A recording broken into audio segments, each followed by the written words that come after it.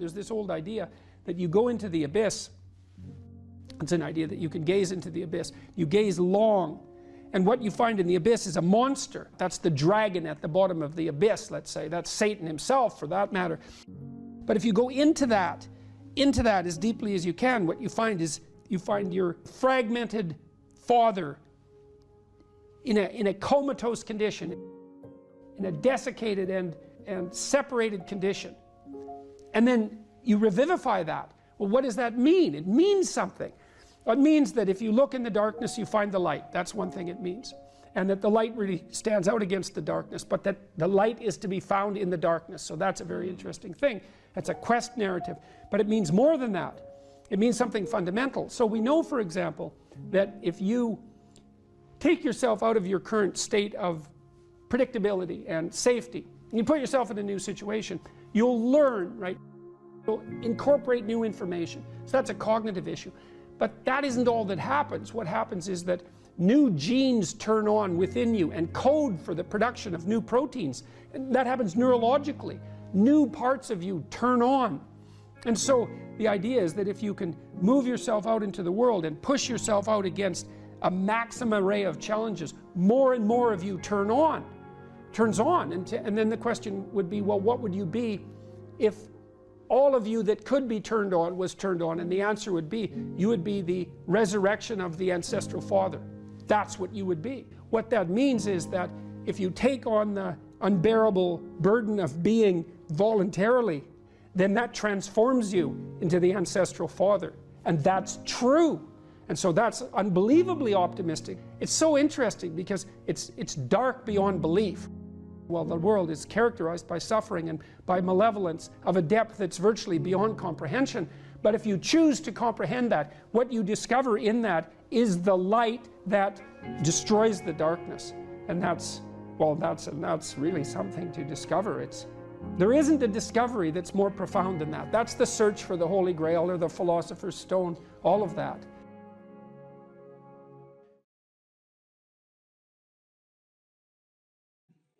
You know, let's say I was dealing with a client, and maybe that was somebody who, say a man, 35 years old, he still lived at home, so he was too dependent. His room is a complete bloody catastrophe. And, you know, he's living like a bratty 13-year-old, and that gets pretty ugly by the time you're 35. You know, and he knew it, and I'm sure his mother knew it, although obviously she put up with it, which was probably her mistake, at least in part. But maybe we decide, well, you know, let's start by cleaning your room. And so as a cognitive behavioral psychologist, you engage in a process called collaborative empiricism. And that's partly to solve the problem that you described. Is, well, how do we know we set the right goal? Well, we'd say, well, go try it. Just watch yourself like you don't know who you are, and come back next week and we'll see how you did. And maybe, I remember this one client, he came back and he said, you know, I went and got the vacuum cleaner from the closet, which is something I really never done, and I put that vacuum cleaner in the doorway of my bedroom, crossways, so it blocked the doorway, and then I just walked over it for a whole week. And look, he was completely nonplussed at his own intransigence, and look what he did, eh? He was so resentful and so angry that he, instead of vacuuming his damn bedroom like he planned, he just stuck the vacuum in his own way and then martyred himself over it every day for a week. It's like, okay then, we're starting to get somewhere with the whole you living at home thing here. And so, well, that was too high a goal for him. And you say, well, how do you know that? It's like, well, he didn't do it, did he? So then what you do practically is you say, well, how about you bring that vacuum cleaner into your room this week, and that's your whole assignment. And just watch what happens when you bring it in. Watch the fantasies that flicker in the back of your mind as you live out your resentment at your therapist, daring to make you bring that vacuum across the threshold of your bedroom. And so if people catch those fantasies, whew, that's quite the bloody night and quite the revelation to themselves, I can tell you, because you have to be one angry person to put a vacuum cleaner in your doorway and walk over it every day for a week. And so then we get somewhere. It's like, okay, now we're getting to the bottom of things, you know. But maybe the next week he'd come back, well, with the fantasies at hand and rather shocked as a consequence, but the vacuum cleaner was then in his room. And so he broke the threshold there, and then maybe all he could do was sort out a drawer or half a drawer, something like that. So what you do is, you pick a target that you think is probably reasonable, and you can negotiate that with yourself. Now, this young man told me that his life lacked purpose and direction and meaning, and that he was nihilistic until he read Zen and the Art of Motorcycle Maintenance, which is a book I actually like quite a bit. I've read it 3 times at different decades of my life. And one of the things that's very interesting about that book is that it's an examination of the idea of quality, of the idea that there are qualitative distinctions between things, and that we have an instinct to make qualitative distinctions. And so a qualitative distinction is simply, this is better than that, which is a judgment. Okay, now what Ratzinger is hypothesizing is that the person in and of, how the modern idea is you're supposed to accept yourself. I think that's an insane idea, by the way. Really, I can't think of a more nihilistic idea than that you're already okay. It's like, no, you're not. And the reason you're not is because you could be way more than you are. And so what do you want to be? You want to be okay as you are? Or do you want to strive towards what's better? And this young man, this Australian, he said that the reason that Zen and the Art of Motorcycle Maintenance had such an impact on him was because he wasn't happy with his current mode of being, right? He didn't consider the manner in which he conducted himself sufficient. And the fact that the author of Zen, and it was Pirsig, laid out the notion that you could make qualitative distinctions, and there really was a difference between good things and bad things, or great things and evil things. It gives you direction. It gives you the possibility of moving upward. And Ratzinger is pointing out, at least to some degree, that human beings are insufficient in and of themselves and need the movement upward. And so they need to conceptualize something like the highest good, and then to strive for that. And the thing is that there isn't any difference between conceptualizing the good and being judged. Because if you're going to conceptualize the good and move towards it, what you have to do is separate from yourself all those things that aren't good and leave them behind. And that's why the Redeemer and the Judge are the same thing. And one of the things that's really appalling, I think, about our modern world is that we're rejecting the notion of qualitative distinctions. You say, well, we don't want to hurt anybody's feelings by saying that one thing is better than another. It's like, okay, fair enough. It's not fun to be cast off with the damned, that's for sure. But if people are in fact insufficient in their present condition, which seems to be the case, I mean, try finding someone who isn't, then if you deny the possibility of qualitative distinction because you want to promote a radical egalitarianism, then you remove the possibility of redemption, because there's no movement towards the good. And it seems to me that it's a catastrophe to sacrifice the good for, well, it's a catastrophe to sacrifice the good for the equal. Because for us to be equal would mean, as far as I can tell, that we would all be equally unredeemed and miserable.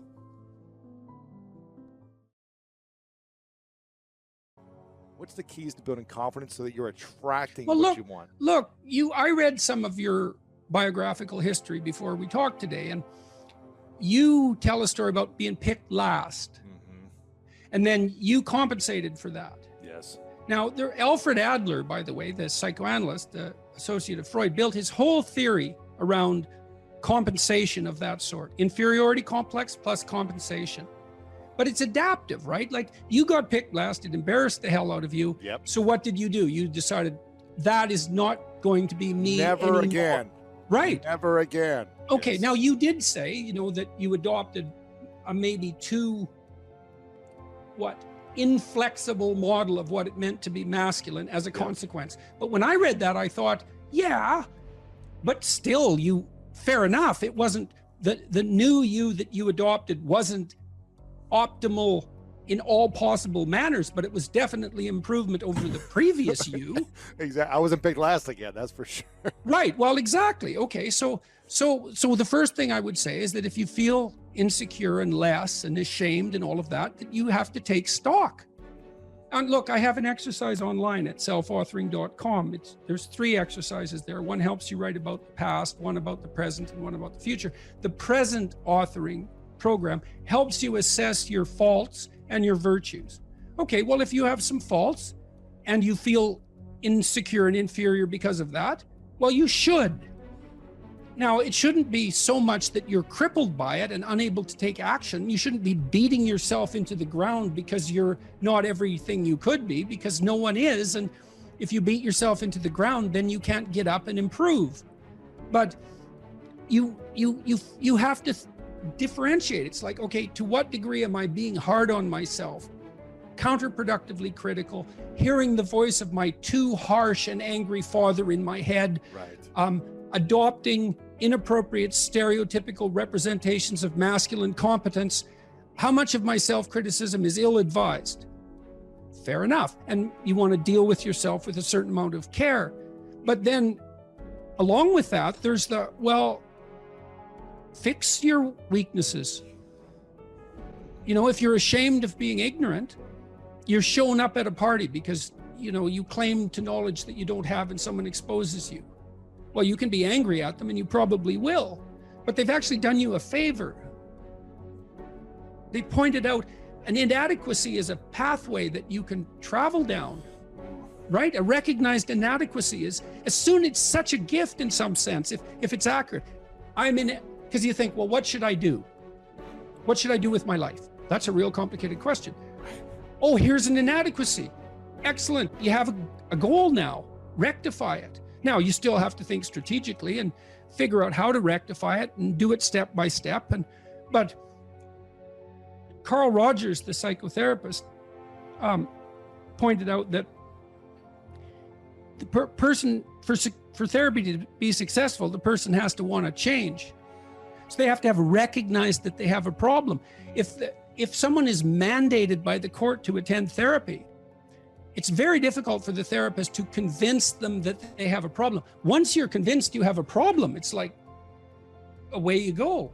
You know, I know it's still technically difficult. It requires discipline and all of that. There's no magic solution. But if you're plagued by feelings of inferiority, you should rectify the most obvious inferiorities. I would say that you have to rectify an inadequacy when it's clearly an impediment to your goal. Or you have to shift goals. But if you're shifting goals because of an inadequacy related impediment, then you have to ask yourself, is your desire to shift the goal reliable, or are you just taking the easy way out? Right. You can protect yourself by picking a different goal that's more difficult. That's a good mental hygiene practice, because sometimes you should switch goals rather than rectifying inadequacies. But you can fool yourself then, and that's not good.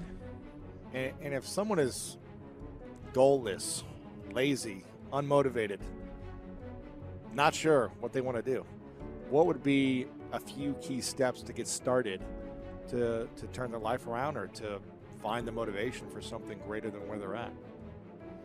Well, I think a fair bit of that's probably to be found in, you can find it in shame, you can find it in guilt, you can find it in conscience, you can find it in anger, you can find it in interest and engagement and beauty. There's lots of pathways. If you're angry about something in the world, well, you know, that's an indication that that's in some sense your problem, right? It's speaking to you in a moral sense. This shouldn't be that way. Well, maybe you're the person who should do something about it in some manner. Maybe it'll take your whole life to figure out how to do that.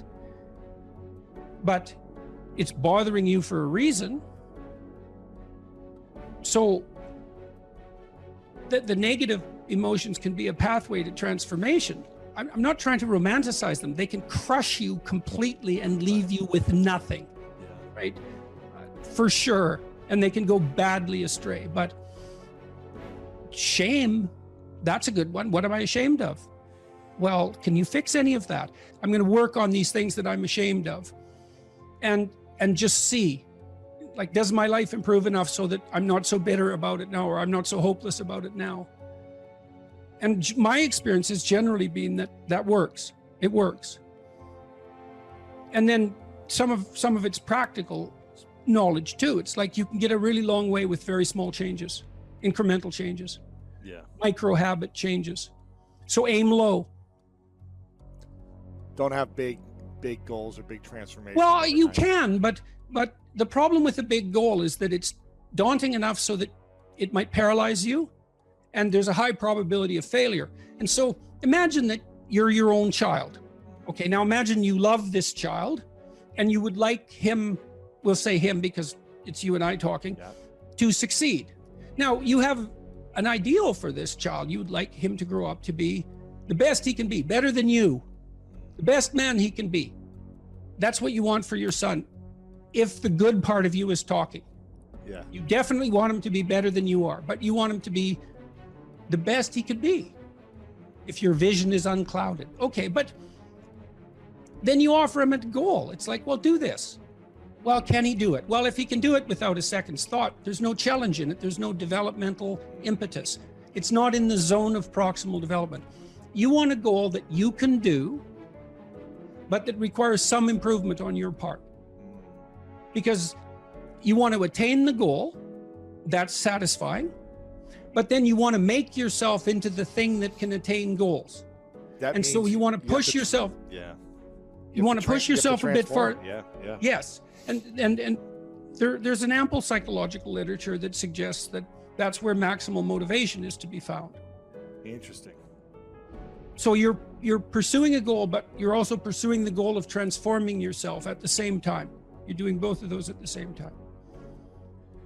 Do you need to know that you're transforming yourself in order to attain the goal? Or do most people just think, I got to take these steps to make it happen, but they don't realize they're becoming better human beings? It depends on what you mean by realize. They have the sense of satisfaction and confidence that would indicate that, although they might not be able to make what that means explicit.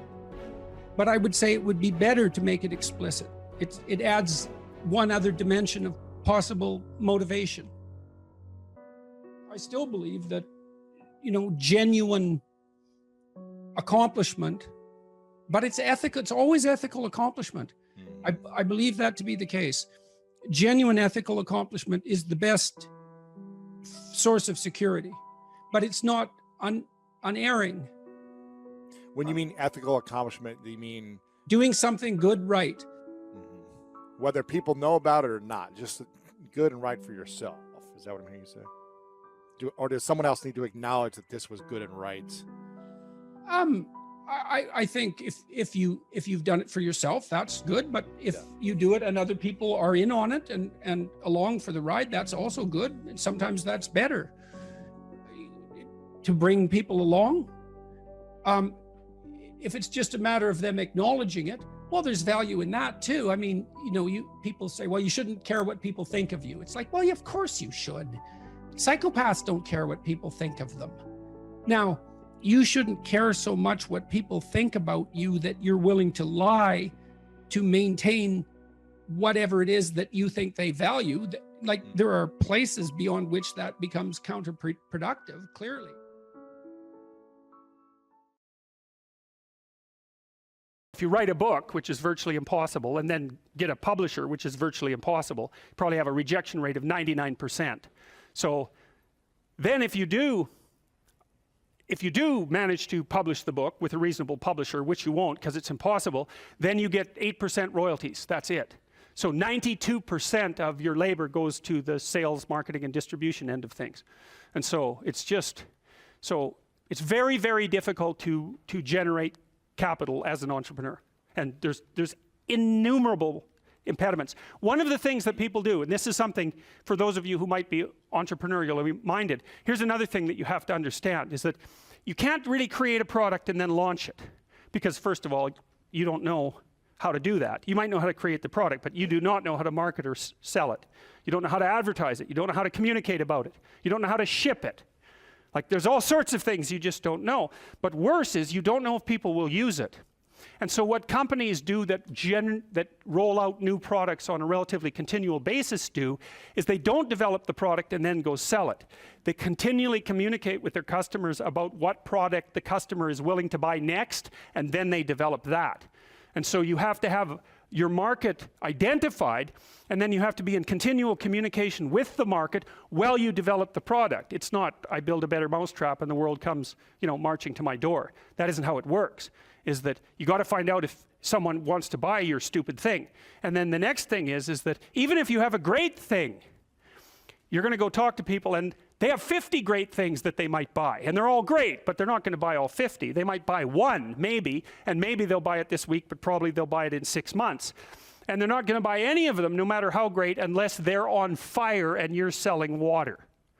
Because they're so busy already, right? They're so overwhelmed and preoccupied by their jobs that if you come in and you say, well, here, this is going to increase your efficiency by 20%, and here's the 3 weeks you'd have to spend doing that, and then the payoff would come in the next years, they'll say, yeah, well, I'll do that as soon as I have time. And as soon as I have time is never. So if they're on fire and you have water, you can sell it to them. But that's all, because otherwise it's a no-go. So those are all things that are worthwhile knowing, because they're very hard to learn. And so, and very comically, I mean, if you would have told me when I first started developing these tests that one of the reasons corporations wouldn't buy them was because they worked, that I would have just thought, really? I mean, come on, really? That's really the reason? It's like, yeah, that's the reason. God. So very, very, very problematic. And then they already have their processes in place and they're entrenched. And then the next problem is, you know, you haven't got any customers. I think I told you that before. You don't have any customers and you show them the statistics, but they can't understand the statistics. And they also have 200 other people selling them things, and 50 of them are crooks. So they're just lying about what they're doing, and they can't tell the difference between the liars and the people who are telling the truth. And so they can't understand the statistics for themselves, and they can't verify them anyways. So what they ask you is, who else is using it? And if the answer is, well, everybody, then you don't even have to do the sale because you're already rich. And if the answer is nobody, then they're going to say, well, why is nobody using this? You say, well, it's the hottest thing that's come along. And they think, well, I'm not going to be the sucker who gets painted, you know, red and fired because this failed. That they do not think this might make me succeed. People do not care about whether or not they succeed. They care about whether or not they fail. And so that's another thing, is that if you're marketing something and you can say, this will stop you from being identified as a failure, then people might be happy about that. But if you say, this will really help you succeed, it's like, yeah, no, I don't want to succeed. I just don't want to fail. I don't want to succeed. I just want to be invisible and be left alone. And if you're looking for people's fundamental motivation, that's it. It's they want to be invisible and they want to be left alone. I tell you the zebra story? Any of you know that story? Okay, I'll tell you this zebra story. Stop me if I've told it to you before. This tells you everything you need to know about human beings. So it's worth knowing. Okay, so zebras have stripes, and people say, well, that's for camouflage. And then you think about that for 2 seconds, and you think, that's a really stupid theory, because lions are camouflaged, and they're like golden like the grass. And zebras are black and white, so you can see a zebra 5 miles away. It's like, there's a zebra, it's black and white. So the whole camouflage thing, that's just not working out so well as a hypothesis. Okay, so biologists go and they decide to take a look at some zebras. And so they're looking at a zebra on the herd, because there's no zebra, right? Just like there's no fish. There are schools of fish and there are herds of zebras. There isn't a fish. This is why I think the cod aren't coming back. There are no cod. There are massive 100-mile-long schools of cod, 10 stories deep, 20 million years old. You wipe out the school, you don't just get to throw a cod in the water and say, well, you know, off you go. It's like, well, where's my city? It's like launching you in the middle of a field. It's like, well, go out there and reproduce. It's like, no, that's not going to happen, you know?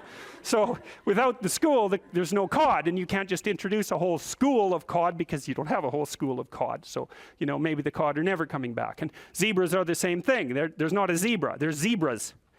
And so you're looking at the zebras, trying to study a zebra, and you look at the zebra and you make some notes and you look up and you think, oh, Christ, which zebra was I looking at?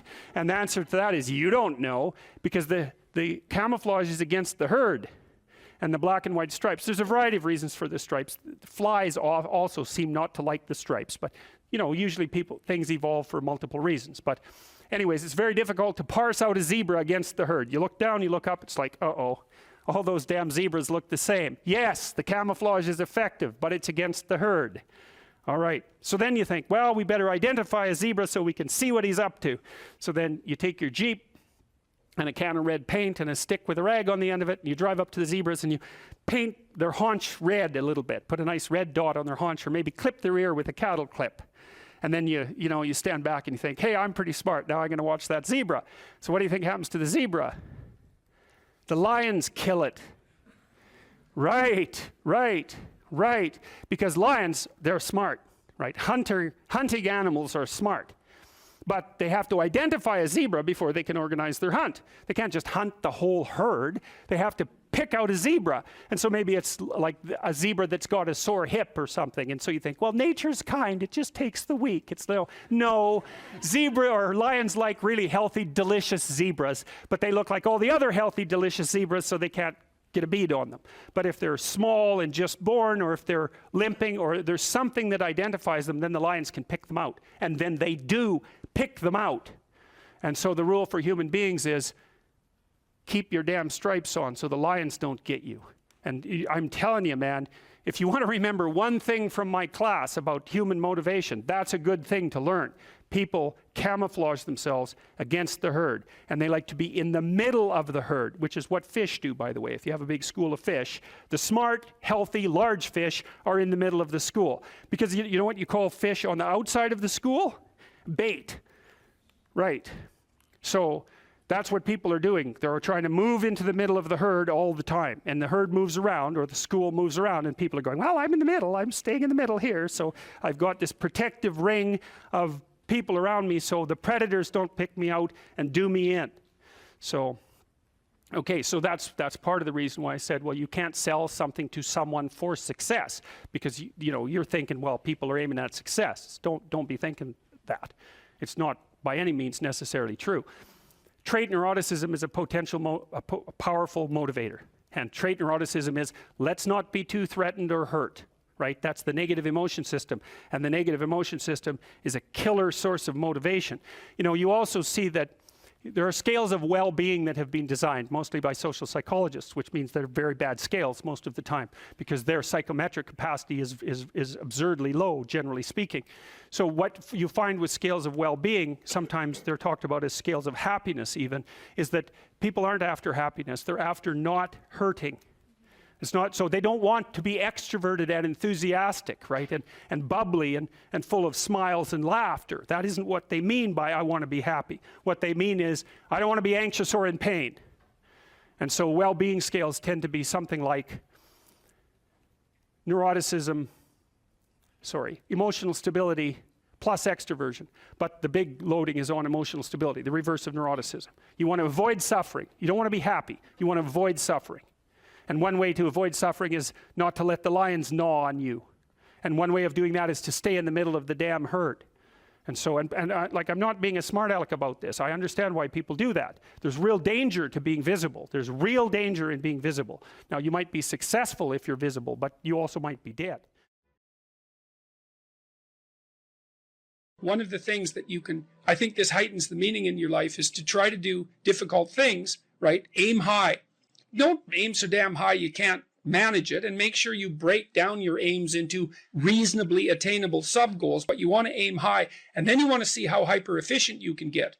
That's a great thing to do in your early 20s, is to see, okay, like, discipline yourself. You think, okay, how much work can I do if I load myself right to the maximum?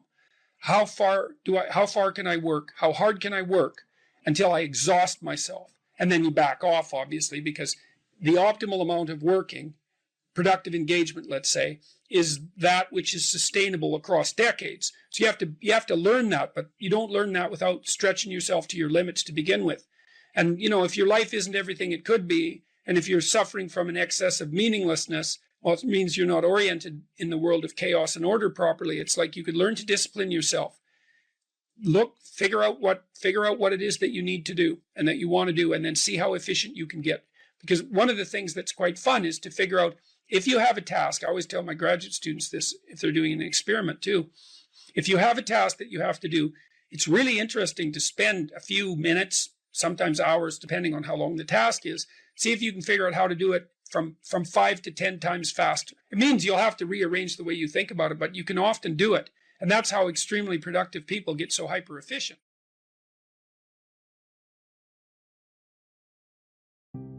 I don't know what the hell you should do with your life. I can help you figure it out, maybe. We can talk about it, but you are the person who has to decide if the things that you're aiming for, you know, get you out of bed in the morning. And then you got to specify the transformation processes and start practicing them. And you have to understand that you're going to be bad at it, but it doesn't matter, because bad's fine. Persistent is what you need to be. If you persist, with tiny improvements, if you persist, you win. It's direction that produces the primary positive emotion. And so if you need positive emotion to move through life, which you do, because you can't even move without positive emotion, and also positive emotion is a good bulwark against terror and pain. If you need those things, then you need direction, you need a goal, you need a value structure. You let all that nonsense burn away. And you might say, well, I don't know what I should leave behind. And the answer to that is, that's a lie. All you have to do is ask yourself. You'll come up with a list instantly of 100 stupid things that you're doing that you know you could stop doing.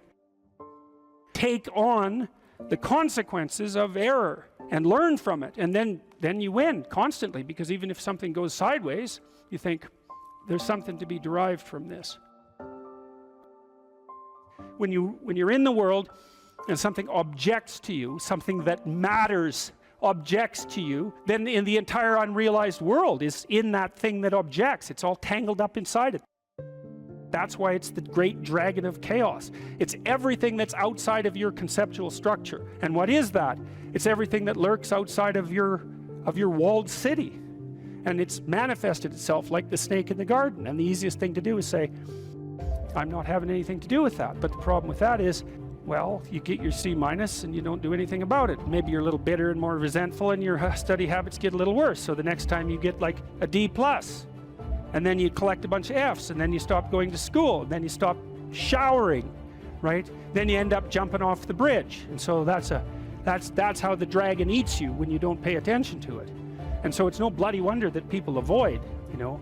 It's really no wonder that they avoid, because error messages contain within them the implicit world.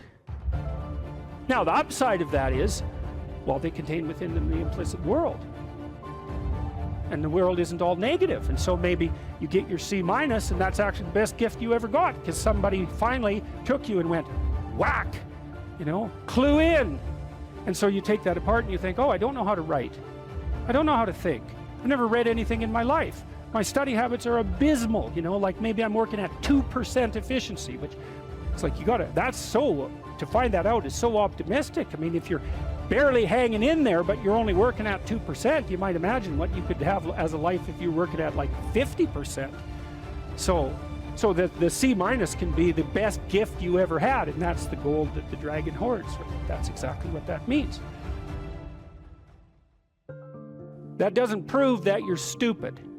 Now, it implies that you might be stupid, but it doesn't, right, really, it does, and that's why you don't want to look at it. Maybe it implies that you're lazy, or implies that you're ignorant, or like it implies all sorts of terrible, but you don't want to leap to that, and that's sort of the proclamation of innocence before guilt. You are the thing that is, and you're the thing that becomes, and you should put the thing that becomes at a higher place than the thing that is. That means you also have to allow yourself to shake off those things about you that you might be pathologically attached to, habits and people for that matter, ways of thinking, all of those things. You have to allow yourself to shake those off, and that's more like a burning. That's why the phoenix is the symbol that it is, right? It's old and it deteriorates, it bursts into flame, and then it's reborn. It's like, well, do you want to be reborn? It's like, well, that's not the question. The question is, do you want to burst into flame? And the answer to that generally is no, but that's the wrong answer. The right answer is you let all that nonsense burn away. And so then you look at the micro routines. It's okay, well, I got a C- in this course. Maybe I should study for that course 15 minutes more a day for the next 3 months. And then you ask yourself, do you think you could do that? No, I'm too useless. Okay, how about 15 minutes every second day? You think you could do that? You put it in your schedule, like 15 minutes every second day in the morning. And that's, well, you think, well, what's wrong with me? Well, I'm not very good at managing my study schedule. That's not quite down here at the behavioral level, but it's pretty close, because what you can take an action. You can open up your schedule and you can say, well, I'll mark 15 minutes aside. Then you can practice doing that. It's pretty low level in the hierarchy. It means, well, you're still not a horrible person. You just got to polish up your work ethic. It's like, shut the hell up most of the time. But now and then, you don't shut up because it's time to say something. You don't want to make unnecessary enemies, though. Well, you don't want to take yourself apart any more than is absolutely necessary. Develop some of the micro routines on the other side of the personality distribution. So if you're disagreeable as hell, maybe you could start learning how to do nice things for people. And that actually works, by the way. So if you take disagreeable people who are depressed and you get them doing nice things for other people, their depression tends to lift. But then by the same token, if you're agreeable, then you should practice doing some things for yourself and being more tough-minded in your negotiation. You know, you're extrovert. It's like, okay, man, learn to spend some time with yourself, right? You're low in openness. Well, try reading a book that's outside of your, you know, your sphere of interest now and then. If you're conscientious, well, you should probably learn how to relax occasionally, and so forth. So you can, I think partly what you're doing as you're developing your personality is not moving the mean much, the average, where, you know, where you're located, but you're extending the standard deviation so that you're a bigger bag of tricks than you were before. Life has got its rat's nest of miseries, and that's for sure. And maybe you could even make a categorical statement that life is mostly a rat's nest of misery. You know, and you could make a pretty powerful argument for that. But then there's a counter question, which is, well, what if you tried not to make it any more miserable than it had to be, right? Then what would it be like? I would suspect that most of that misery would go away, because it's the unnecessary misery that really brings you down. You know, it's like, well, if someone has cancer, it's like, that sucks. But it's not like you can say, if only we had done this differently, then that wouldn't have happened. But when someone's out like torturing you in a malevolent way, or maybe you're doing the same, you can always ask yourself, well, is this really necessary? Is this just like a useless add-on to the miseries of life? That's what disheartens people. And so even in your own life, if you aren't suffering from self-imposed misery, and you're only suffering from inescapable misery, maybe you could handle that, and even maybe without becoming irredeemably corrupt. So the goal would be, well, yeah, life is a rat's nest of miseries, and maybe it has no ultimate meaning. We could say that if we're feeling particularly pessimistic, but it still leaves one question open, which is, if you didn't do everything you could to make it worse, how good could you make it be? And the least answer is, well, it could be tragedy, but maybe not hell. Well, this is the development of a vision. Now, you can construe consciousness as the implementer of the vision in the broadest sense. So what we really confront as human beings isn't a deterministic world that runs like clockwork, that the past pushes forward in an algorithmic or deterministic manner. That isn't how the world works. The way the world works is that we confront a horizon of possibility that's not predictable. It's somewhat predictable the way a musical piece is predictable. So it's rule governed, but it's not predictable in a deterministic way. And it's full of possibility and potential. That's actually its nature. It's potential in its nature. And to maximize the quality of our interaction with that potential, we have to impose a vision on it and then pursue the vision. And so when you do the future authoring program, well, that's what you're trying to do, is develop a vision. So here's the first exercise. It's like, okay, here's the deal, all right? You get to have what you need and what you want. Maybe even better, you get to have what you need and want if you were treating yourself properly. So imagine, first of all, that you were treating yourself properly because you actually cared for yourself. Okay, and say you don't. Yeah, well, you don't. How do you help somebody? Well, you at least ask them to open the door to the possibility that maybe they could. So just imagine that you did. Not that you are, that you could, but that you tried. Think, okay, I'm a valuable person, maybe, and if I was treating myself like I had intrinsic value, like if you were treating yourself like you were someone you loved, so you can imagine doing this for someone you actually cared about. Because most people care about someone that isn't them. So do you identify someone you care about? Well, you can, yes, you can, and say, because it does tell you, it's like, well, if you're not so good at caring for yourself, imagine someone you love and then pretend that you're bringing that attitude to bear on you with all your faults and inadequacies. I'm not being casual about this. It's hard for people to do this, right? Because we know our own flaws so deeply. It's hard for us to take care of ourselves. But imagine that you should take care of yourself, and that you could, and that you did. Just imagine that. So that's opening up at least the door, right? Yeah. And then you say, well, 5 years down the road, you get to have what you want and need.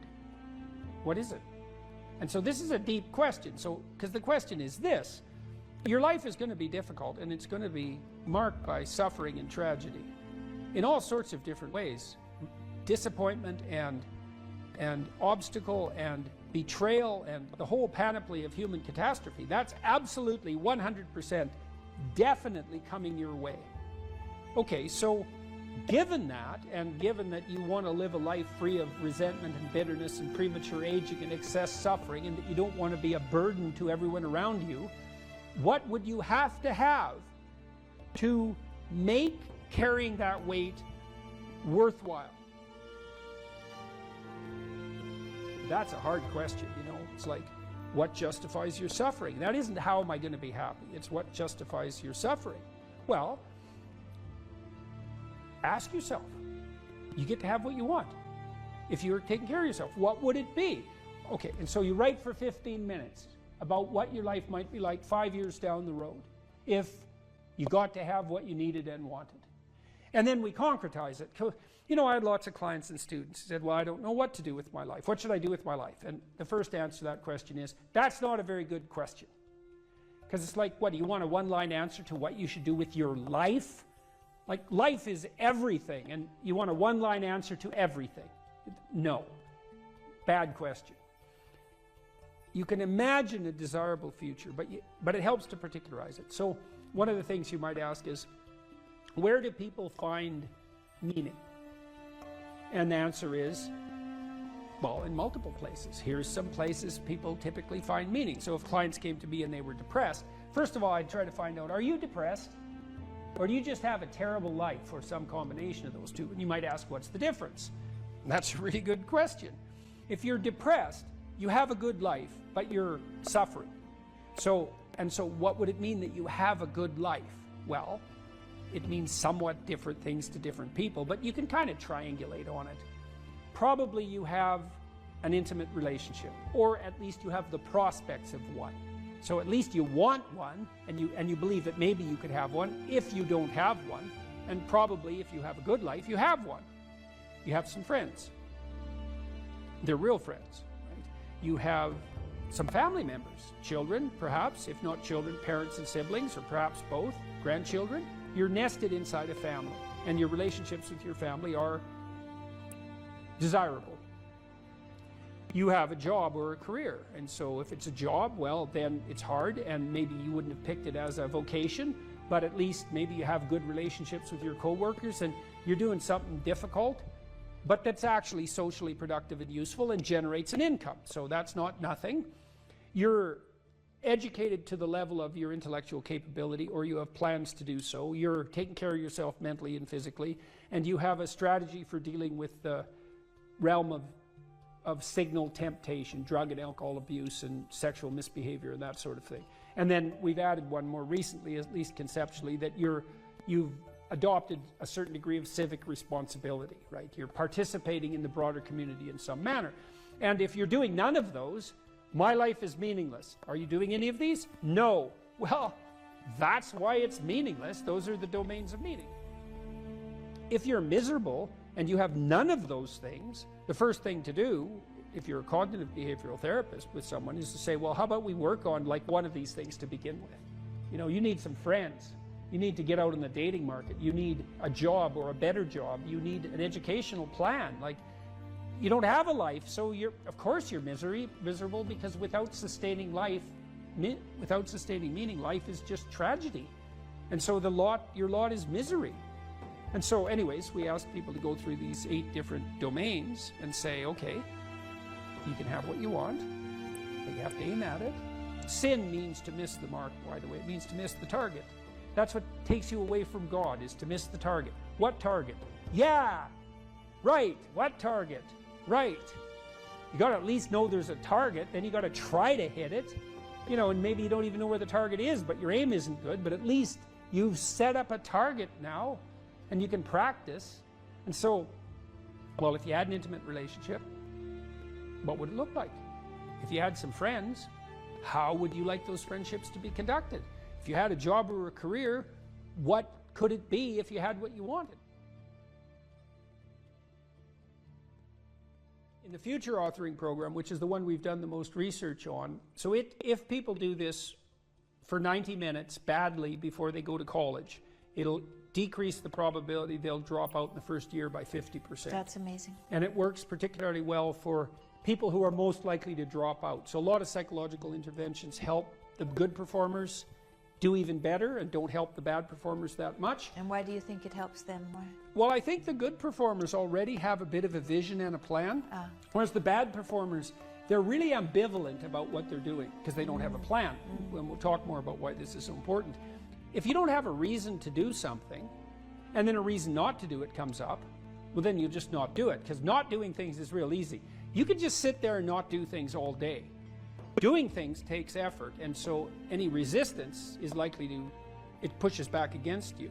And so going to college, it's like, well, why is that difficult? Well, you have to get up, you have to go to your classes, you have to do the assignments, you have to do the reading, you have to write the tests, you have to believe that this path is somehow better than any other path you could be on, and there's innumerable other paths, and that it's better in some fundamental sense than just doing nothing or playing games or being purely hedonic.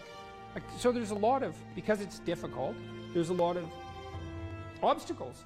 And if you don't have a reason, well, why would you overcome the obstacles? And so what happens when you do the future authoring program is two things. Is first of all, you construe yourself as the sort of person who could have a reason, right? Who could make a vision and impose it on the world. And how do you do that? Well, and then second, you actually develop a vision. Okay, so the first thing the program asks you to do, and it's got a biblical element to it in some fundamental sense, although that wasn't so explicit when we first developed it, but I came to realize that later. There's a statement in the Gospels. Christ says to his followers, ask and you'll receive. Knock and the door will open. Seek and you'll find. And you listen to that and you think, no way, man, it can't be that easy. Well, it's that easy. Because let's think about what wanting means. You want something. You want to find, so you'll seek. How hard are you going to seek? You know, maybe you're after the Holy Grail, right? Or you're after the gold in the dragon's lair, or the jewel in the toad's head. You're after something that's guarded by some monstrous figure. You're going to seek? How committed to that are you? And there's a total commitment in that in a fundamental way. Is like you should be humble enough to be open to learning, to radical transformation, to the probability that you're really wrong if you're not finding what you're seeking, and the willingness to sacrifice virtually everything of lesser value for that goal. Otherwise, you do not want it. You did not ask. You are not seeking. You did not knock on the door.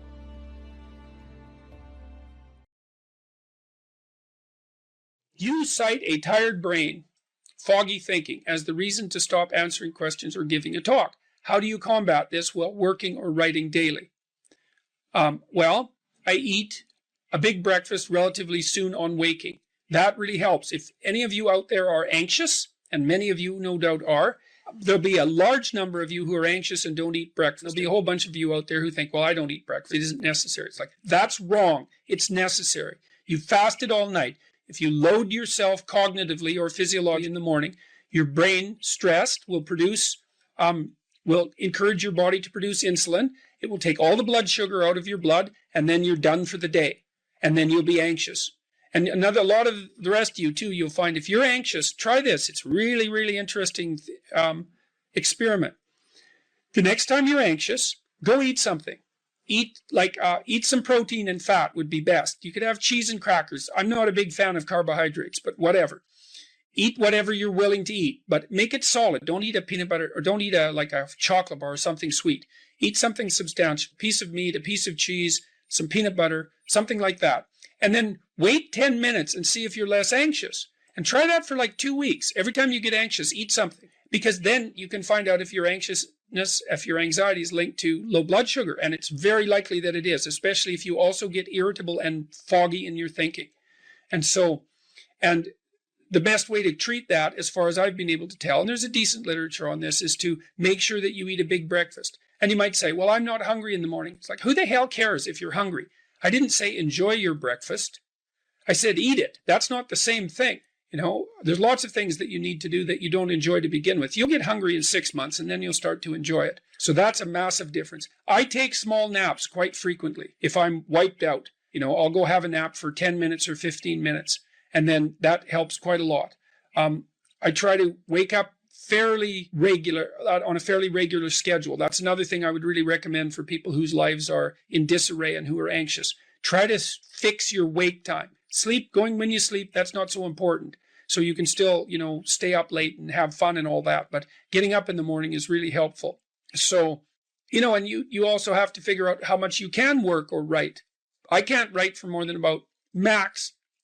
My sustainable maximum for writing is 3 hours a day. And if I push it past that, then, especially if I'm editing, I make mistakes when I'm editing, so that's counterproductive, and I can't sustain it across time.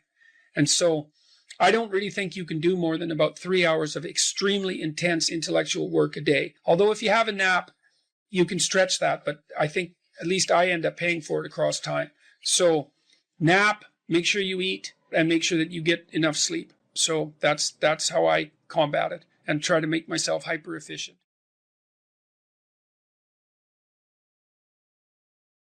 So imagine you're dealing with someone who's hoarding. Now, people who are hoarding are often older or neurologically damaged, or they have obsessive compulsive disorder. But then you walk into their house and there's like 10,000 things in their house. There's maybe 100 boxes, and you open up a box, and in the box there's some pens and some old passports and some checks and their collection of silver dollars and some hypodermic needles and some dust and, you know, a dead mouse, and there's boxes and boxes and boxes like that in the house. It's absolute chaos in there. Absolute chaos, not order, chaos. And then you think, is that their house, or is that their being? Is that their mind? And the answer is, there's no difference. There's no difference. So, you know, I could say, well, if you want to organize your psyche, you could start by organizing your room. If that would be easier, because maybe you're a more concrete person and you need something concrete to do. So you go clean up under your bed and you make your bed and you organize the papers on your desk, and you think, well, just exactly what are you organizing? Are you organizing the objective world, or are you objecting your field, or are you organizing your field of being, like your field of total experience? And Jung believed that, and I think there's a Buddhist doctrine that's sort of nested in there, that at the highest level of psychological integration, there's no difference between you and what you experience. Now you think, well, I can't control everything I experience, but that's no objection, because you can't control yourself anyways. So the mere fact that you can't extend control over everything you experience is no argument against the idea that you should still treat that as an extension of yourself. So you could say, well, let's say you have a long-standing feud with your brother. Well, is that a psychological problem? Is that him? Is it a problem in the objective world, or is it a problem in your field of being? And it's very useful to think that way, because you might ask, what could you do to improve yourself? Well, let's step one step backwards. The first question might be, why should you even bother improving yourself? And I think the answer to that is something like, so you don't suffer any more stupidly than you have to.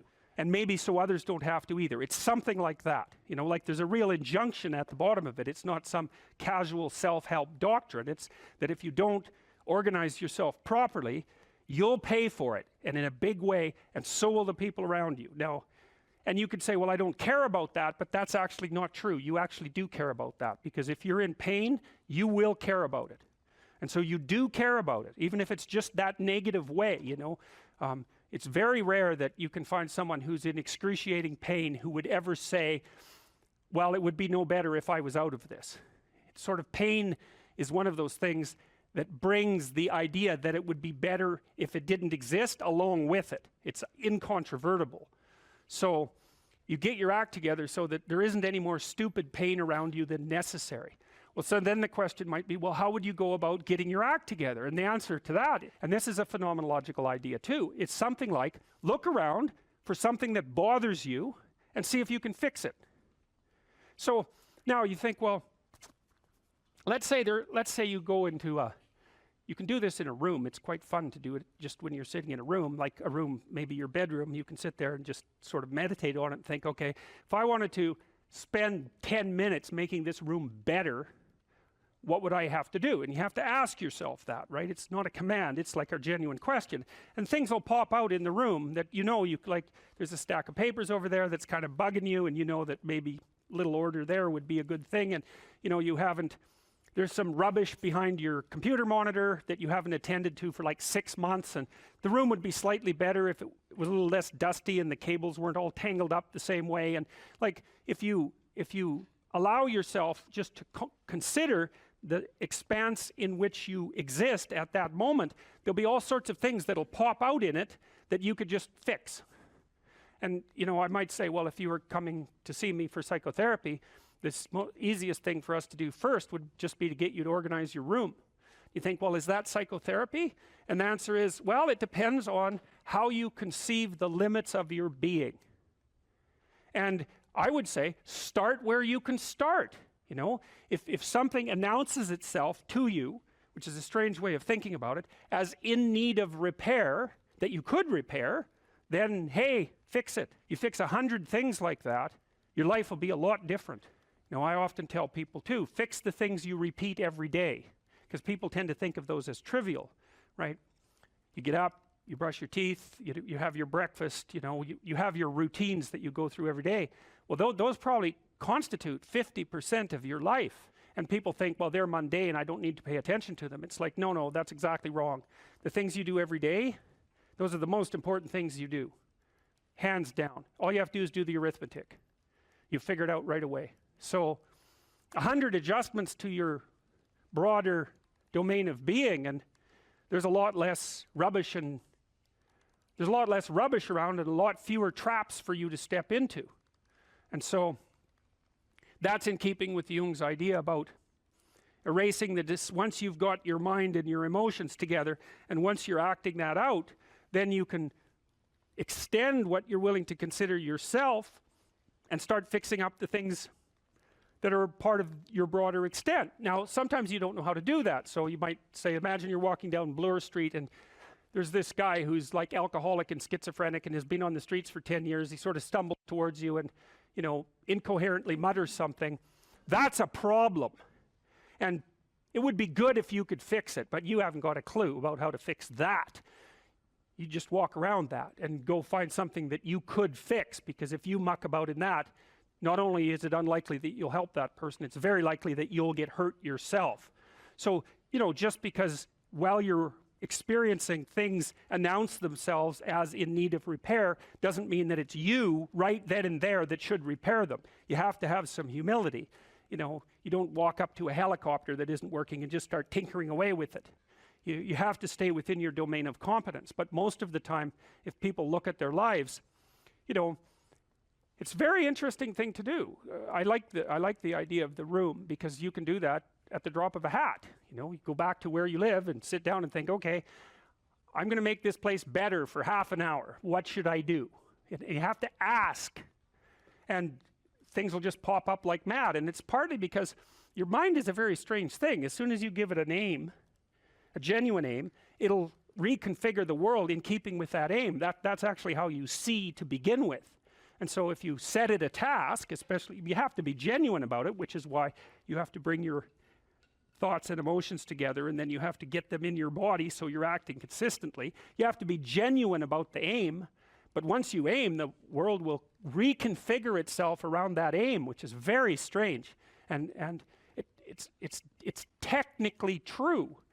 The best example of that, you have all seen this video where you watch the basketballs being tossed back and forth between members of the white team versus the black team, and while you're doing that, a gorilla walks up into the middle of the video and you don't see it. It's like, if you thought about that experiment for about 5 years, that would be about the right amount of time to spend thinking about it, because what it shows you is that you see what you aim at. And that, man, if you can get one thing through your head as a consequence of even being in university, that would be a good one. You see what you aim at. And so because one inference you might draw from that is, be careful what you aim at, right? What you aim at determines the way the world manifests itself to you. And so if the world is manifesting itself in a very negative way, one thing to ask is, are you aiming at the right thing? Now, you know, I'm not trying to reduce everybody's problems to an improper aim. People get cut off at the knees for all sorts of reasons. You know, they get sick, they have accidents. There's a random element to being, that's for sure. And so you don't want to take anything, even that particular phrase, too far. You want to bind it with the fact that random things do happen to people, but it's still a great thing to ask. Okay, so Rogers was a phenomenologist, and he was interested in, he didn't start his philosophy from the perspective of subject versus object, or from the idea of psyche, like sort of inside you, your mind with its layers. That's not how he looked at it. And so let's go through, well, I'll introduce you to Rogers. I think and then we'll talk about it more next time. I'm going to start, though, with something that I learned from him that I think was of crucial importance. And so we'll set the stage for the further discussion with this. And I'm going to read it to you. Assuming a minimal mutual willingness to be in contact and to receive communications, we may say that the greater the communicated congruence of experience, awareness, and behavior on the part of one individual, the more the ensuing relationship will involve a tendency towards reciprocal communication with the same qualities. Mutually accurate understanding of the communications, improved psychological adjustment and functioning in both parties, and mutual satisfaction in the relationship. It's quite a mouthful. What does it mean? Assuming a minimal mutual willingness to be in contact and to receive communications. Okay, we're having a conversation. I'm deciding I'm going to listen to you, right? That's different than how people generally communicate, because usually when they communicate, they're doing something like, okay, we're going to have a conversation, and I'm going to tell you why I'm right, and I'll win if you agree. Or maybe you're having a conversation where, I don't know what you're trying to do. Maybe you're trying to impress the person you're talking to. So you're not listening to them at all. You're just thinking about what you're going to say next. Okay, so that's not this. This is, you might have something to tell me. And so I'm going to listen on the off chance that you'll tell me something that would really be useful for me to know. And so you could think about it as an extension of the Piagetian, you know, Piaget talked about the fundamentally important element of knowledge being to describe how knowledge is sought, the process by which knowledge is generated. Well, if you agree with me and I find that out, I know nothing more than I knew before. I just know what I knew before. And maybe I'm happy about that because, you know, it didn't get challenged. But I'm no smarter than I was before. But maybe you're different than me, and so while I'm listening to you, you'll tell me something I don't like. Maybe it's something I find contemptible or difficult, whatever. Maybe you'll tell me something I don't know, and then I won't be quite as stupid. And then maybe I won't run painfully into quite as many things. And that's a really useful thing to know, especially if you live with someone and you're trying to make long-term peace with them, is they're not the same as you. And their way they look at the world and the facts that they pull out of the world aren't the same as your facts. And even though you're going to be overwhelmed with the proclivity to demonstrate that you're right, it is the case that two brains are better than one. And so maybe 9 of the 10 things they tell you are dispensable, or maybe even 49 out of 50, but one thing, all you need to get out of the damn conversation is one thing you don't know. And one of the things that's very cool about a good psychotherapeutic session is that the whole conversation is like that. All you're doing is trying to express the truth of the situation as clearly as possible. That's it. And so now Rogers' proposition, and I'll tell you why he derived it, was that if you have a conversation like that with someone, it will make both of you better. It'll make both of you psychologically healthier. So there's an implicit presupposition that the exchange of truth is curative. Well, that's a very cool idea. I mean, it's a very deep idea. I think it's the most profound idea. It's the idea upon which Western civilization, although not only Western civilization, is actually predicated. The idea that truth produces health. But for Rogers, that was the entire purpose of the Psychotherapeutic Alliance. You come to see me because you want to be better. You don't even know what that means necessarily, neither do I. We're going to figure that out together. But you come and you say, look, things are not acceptable to me, and maybe there's something I could do about that. So that's the minimal precondition to engage in therapy. Something's wrong, you're willing to talk about it truthfully, and you want it to be better. Without that, the therapeutic relationship does not get off the ground. And so then you might ask, well, what relationships are therapeutic? And the answer to that would be, if you have a real relationship, it's therapeutic. If it isn't, what you have is not a relationship. God only knows what you have. You're a slave, they're a tyrant, you know, you're both butting heads with one another. It's a primate dominance hierarchy dispute. Oh, I don't know, you're like two cats in a barrel, or two people with their hands around each other's throats. But what you have is not a relationship. So, all right. We may say that the greater the communicated congruence of experience, awareness, and behavior on the part of one individual, that's a reference to the same idea that I was describing with regards to Jung. So let's say you come and talk to me and you want things to go well. Well, I'm going to have to more or less be one thing, because if I'm all over the place, you can't trust any continuity in what I say. There's no reason for you to believe that I'm capable of actually telling you, I'm capable of expressing anything that's true. So the truth is something that emerges as a consequence of getting yourself lined up and beating all the, what would you call, all the impurities out of your soul. There's this old story in King Arthur where the knights go off to look for the Holy Grail, which is either the cup that Christ drank out of at the Last Supper, or the cup into which the blood that gushed from his side was poured when he was crucified. The stories vary, but it's basically a holy object, like the phoenix in some sense, that's a representation of transformation. So it's an ideal, and so King Arthur's knights, who sit at a round table because they're all roughly equal, go off to find the most valuable thing. And where do you look for the most valuable thing when you don't know where it is? Well, each of the knights looks at the forest surrounding the castle and enters the forest at the point that looks darkest to him. And that's a good thing to understand, because the gateway to wisdom and the gateway to the development of personality, which is exactly the same thing, is precisely through the portal that you do not want to climb through. And the reason for that's actually quite technical. This is a Jungian presupposition too, is that, well, there's a bunch of things about you that are underdeveloped, and a lot of those things are because there's things you've avoided looking at because you don't want to look at them, and there's parts of you you've avoided developing because it's hard for you to develop those parts. And so it's by virtual necessity that what you need is where you don't want to look, because that's where you've kept it. And so, and that's why there's, you know, an idiosyncratic element of it for everyone. Your particular place of enlightenment and terror is not going to be the same as yours, except that they're both places of enlightenment and terror. So they're equivalent at one level of analysis and different at another. So anyways, back to fiction and what it does. It distills truth, and it produces characters that are composites. And the more they become composites, the more they approximate a mythological character.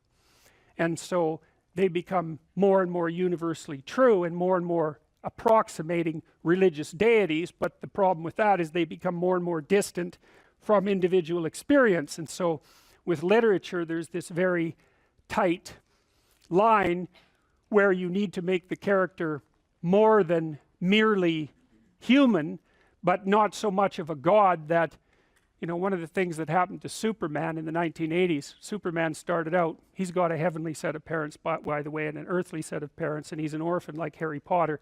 Very common theme is that when Superman first emerged, he could only jump over buildings, you know, and maybe he could stop a locomotive. But by the time the 1980s rolled around, like, he could juggle planets and, you know, swallow hydrogen bombs, and, you know, he could do anything. Well, people stopped buying the Superman comics because how interesting is that? It's like something horrible happens and Superman deals with it. And something else horrible happens and Superman deals with it. And it's like, that's dull. He turned into such an archetype. He was basically the omniscient, omnipresent, omnipotent God, And that's no fun. It's like God wins, and then God wins again, and then again God wins, and you know. So then they had to weaken him in different ways with kryptonite, you know. So green kryptonite kind of made him sick, and red kryptonite, I think, kind of mutated him, if I remember correctly. And anyways, they had to introduce flaws into his character so that there could be some damn plot. And that's something to think about, you know.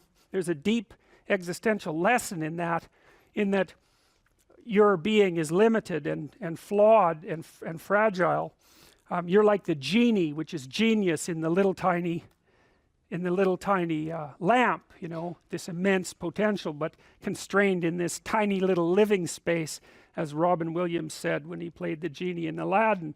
But the fact that you have limitations means that the plot of your life is the overcoming of those limitations, and that if you didn't have limitations, well, there wouldn't be a plot, and maybe there would be no life. And so that's part of the reason why perhaps you have to accept the fact that you're flawed and insufficient, and live with it and consider it a precondition for being. It's at least a reasonable idea. So anyways, one of the main characters is the country, the known, the explored territory. We went over that a bit, and it always has two elements. I mean, your country is your greatest friend and your worst enemy, you know, because it squashes you into conformity and demands that you act in a certain manner, and reduces your individuality to that element that's tolerated by everyone else, and it constrains your potential in a single direction. And so it's really tyrannical, but at the same time it provides you with a place to be and all of the benefits that have accrued as a result of the actions of your ancestors and all the other people that you're associated with. So there's the good tyrant, or the bad tyrant, and the good king, and those are archetypal figures, and that's because they're always true, and they're always true simultaneously, you know, which is partly why I object to the notion of the patriarchy, because it's a it's the what do you call that? It's the apprehension of a mythological trope, which is that of the evil tyrant, without any appreciation for the fact that the archetype actually has two parts, and the other part is the wise king. And you know, you can tell an evil tyrant story about culture, no problem, but it's one-sided, and that's very dangerous, because you don't want to forget all the good things that you have while you're criticizing all the ways that things are in error. That's a lack of gratitude, and it's a lack of wisdom, and it's founded in resentment, and it's very dangerous, both personally and socially. I told you that Captain Hook is a tyrant because he's got this crocodile chasing him, and the crocodile has a clock in its stomach, and that's death. It's like, obviously, right? Tick, tick, tick, tick. And it's a crocodile, and it's under the water, and it's already got a taste of him, so he's being chased around by death, and that makes him terrified and resentful and cruel and bitter, and so he's a tyrant. And he wants to wreak havoc everywhere. And then Peter Pan, of course, looks at Captain Hook and thinks, why the hell should I grow up and to be a tyrant and sacrifice all the potential of childhood? And the answer to that is, the potential sacrifices itself if you don't utilize it as you mature, and you just end up a 40-year-old lost boy, which is a horrifying thing to behold. It's almost as if you're the corpse of a child, the living corpse of a child, because who the hell wants a 6-year-old, 40-year-old? You're a little on the stale side by that point, and not the world's happiest individual. So, you know, your potential is going to disappear because you age anyways, and so you might as well shape that potential in a particular direction and at least become something, no matter how limited, rather than nothing. So, you know, Peter Pan, that's a great story. It's a great mythological story. So, well, so let's talk about tyrants. Well, not only are they mythological figures, but they exist, and they tend to be deified. I mean, Stalin was, for all intents and purposes, God the Father in Soviet Russia, although he was pretty much only the worst elements of Old Testament God, who was, you know, constantly smiting people and wiping out populations and doing all sorts of things that seemed to be quite nasty. But Nonetheless, you know, people worshipped him in many ways, and he's a representation of just exactly what goes wrong when things really go wrong, when people stop paying attention and when they all lie, because one of the things that characterized the communist state was that no one ever got to say anything they actually believed, ever. And that was partly because 1 out of 3 people was an informer, which meant if you had a family of 6 people, 2 of them were informing on the government about you, and that included your own children. And if you were an informer, you were often amply rewarded by the state, so that if you lived in an overcrowded apartment building with 3 families in the same flat and you informed on, you know, the woman down the hall that you didn't like, she got shipped off to the old concentration camp and you got her apartment. And so that was a lovely society, and it only killed about 30 million people between 1919 and 1959. So that's what happens when the archetypal structure gets tilted badly, when people forget that they have a responsibility to fulfill as citizens, as awake citizens who are capable of stating the truth, and the archetype shifts, so there's nothing left of the great father except the tyrant. And let's not have that happen. I mean, the one on the right is really interesting, because consciously or unconsciously, you know, there's Stalin surrounded by what is, for all intents and purposes, fire. You know, he looks like Maleficent in Sleeping Beauty when she shows up at Aurora's christening. You know, she puts her arms up in the air and green fire surrounds her. It's like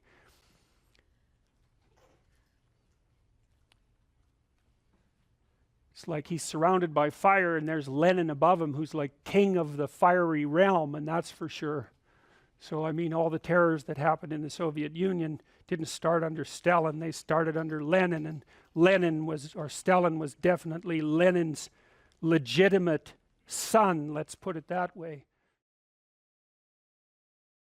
You have to be tough as a damn boot to be good, because you have to stand your ground when you need to stand your ground, and you have to be able to say no when it's time to say no, and you have to mean it. And so then you have to think and plan strategically so that when you're going to say no, you can mean it and it will stick. You know, and that takes a certain amount of integrated malevolence, I would say. And once it's integrated, it's not malevolence, it's strength. It's strength of character. It's the ability to stand your ground. And you have to cultivate that. And you cultivate that at least in part by telling the truth. And so you take your place in the world as a decent person and as a decent citizen, and you play the hierarchical game properly. And that is to stand up straight with your shoulders back. It's like the world's an onslaught. You've got the tyranny of culture to deal with. You've got the catastrophe of nature. You've got your own damn malevolence and ignorance, right? All coming at you, plus the incredible, complicated, indeterminate potential of the future. That's all coming at you, and it's all your responsibility, and you can cringe away from it and be afraid of it and be victimized by it and be bitter and cynical about it, and no wonder, because it can be painful. Or you can turn around and you can say, man, bring it on, because there's more to me than there is to the catastrophe. And this is what I discovered from looking at what I looked at. I looked at the darkest things I could look at, really, for 30 years. I was really a lot of fun to be around, I can tell you. I looked at the darkest things that I could think of, right? Not only what happened in Auschwitz and what happened in the Gulag, but personal issues. You know, it's like I wasn't so much interested in the totalitarians as a group. I was interested in the people who undertook the terrible acts that the totalitarians required. You know, the people who, I was just rereading Ordinary Men, and it was a story about a police battalion in Poland that trained ordinary policemen to take naked pregnant women out into the fields and shoot them in the back of the head. It takes a lot of training, by the way, before you can bring yourself to do that. And you aren't the same person by the end of it. It's pretty goddamn horrific. You know, and I was trying to figure out, what would it be like to be that person? Because we are that person. And then what would it be like to not be that person, right? To refuse to do that, to not participate in that. You know, and what I discovered by making that totalitarian proclivity personal was that there's more to us than there is to the horror. as nature is, bent on our destruction, bad as culture is, tyrannical and bloody, back as far as you can look, as malevolent as you are in the darkest part of your heart, and that's plenty malevolent, the possibility that's within you that can well up, the courage and the truth and the ability and the skill and the willingness to set things right, if you are willing to set them right, is more powerful than all of that. And so it's so interesting. It was proof for me of an old saying I read from Carl Jung. It's an alchemical motif, in stir qualinus inventur, which is what you most want to be found will be found where you least want to look, essentially. And it's so interesting because it means that if you're willing to turn around and to stand up straight and face the darkness like fully, what you discover at the darkest part is the brightest light. And that's something that's so much worth discovering, because there's going to be terrible darkness in your life. And it's going to make you cynical and bitter. And it could easily be that you're just not looking at it enough. Because if you looked at it enough and you didn't shy away and you brought everything you had to bear on it, you'd find that there was more to you than there was to the horror. You know, I watched my father-in-law. I'll end with this. And you know, you don't know, because you're not bringing your A game to the table with all that cynicism and bitterness and resentment and willful blindness and avoidance. Maybe you're playing at 60%. It's not good enough because there's too much of what's bad for 60% to be good enough. It's like you need 90% or 95% or 100%. When about 15, 20 years ago, my mother-in-law developed frontal temporal dementia, which I wouldn't recommend. You know, it's one of those degenerative neurological diseases like Alzheimer's, and those bloody things are like they're in the top echelon of awful. You know, you watch a person deteriorate before your eyes. It's a lengthy, lengthy death. And it was slow. And her husband, he lived in this little town that I grew up in, about 3,000 people. And he was quite a character, man. Everybody knew him. I bought him a Foghorn Leghorn t-shirt once, because that's kind of what he was like. He was loud and sort of bombastic, but he stood up straight, I can tell you. And he played the fool a little bit, mostly for the amusement of people, but he was no damn fool. And I always admired him and liked him. And the feeling was mutual, thank God, since I married his daughter. And, you know, he drank a lot with his crazy friends up in northern Alberta, and he wasn't at home a lot because he was working a lot. And you know, he was kind of a party animal about town, but a good businessman and a good man. And then his wife got sick, and they moved to another town. And, you know, he took care of her for like 15 years. It was unbelievable as she deteriorated, you know, and she got more desperate to have him around, and her love for him never went away. Even as she lost herself almost completely, she would always light up when he came into the room, you know. And he took care of her right till within weeks of her death. He had to finally put her in an old folks' home because he was no longer strong enough to lift her up from the chair. And we interacted with him a lot, you know, because we were trying to help him figure out how to cope. And we had signs put up in the house, electronic signs that would tell her when he was leaving, so that she would know where he went. And we had recordings in the bathroom so that she knew what to do when she went into the bathroom. And we tried to do everything we could to not make this absolutely bloody, atrocious experience complete hell. And he participated the whole way, you know, and it was really something to see. It was really it left me with a tremendous sense of admiration for him, but not just for him, but for people who can do that, you know. And if there was a new decline, he took it on, and he didn't complain about it, and he tried to do what he could, you know. And like, it was no picnic, don't get me wrong, but it wasn't hell. And then we were all gathered around the deathbed, my wife's mother's deathbed, and the family was there, and they got along pretty well, you know. Her sister's a palliative care nurse, and the other one's a pharmacist, and none of them are particularly afraid of of illness and death. You know, they're a pretty tough group. And so, you know, they made sure their mother's lips were wet while she was no longer eating or drinking, and tried to make her comfortable. And they were around the deathbed, and they were kind of getting along, you know. It wasn't Family Feud at mother's death time, and that was kind of nice.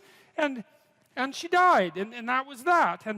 But it wasn't just that, because the fact that the family had coped with it well and nobly and honorably, I would say, brought them together. They were closer afterwards than they were before. And they all had more respect for their father. And then in the old folks' home, he met another woman who had a husband there who had Alzheimer's. And they got to know each other, you know. And he died after a while, and she died after a while. And then a few months later, they started going out. And then eventually they had a relationship, and now they live together. And so he gained something. Like, it wasn't that he replaced what he lost, you know what I mean? Because he still has pictures of his wife up in his house, and she was the love of his life, and that's not going away. But, you know, his family respected him more, and everybody pulled together more, and it wasn't hell at the deathbed, it was just tragedy, and the family pulled together more. And that was a good example of how you can extract at least a certain amount of light out of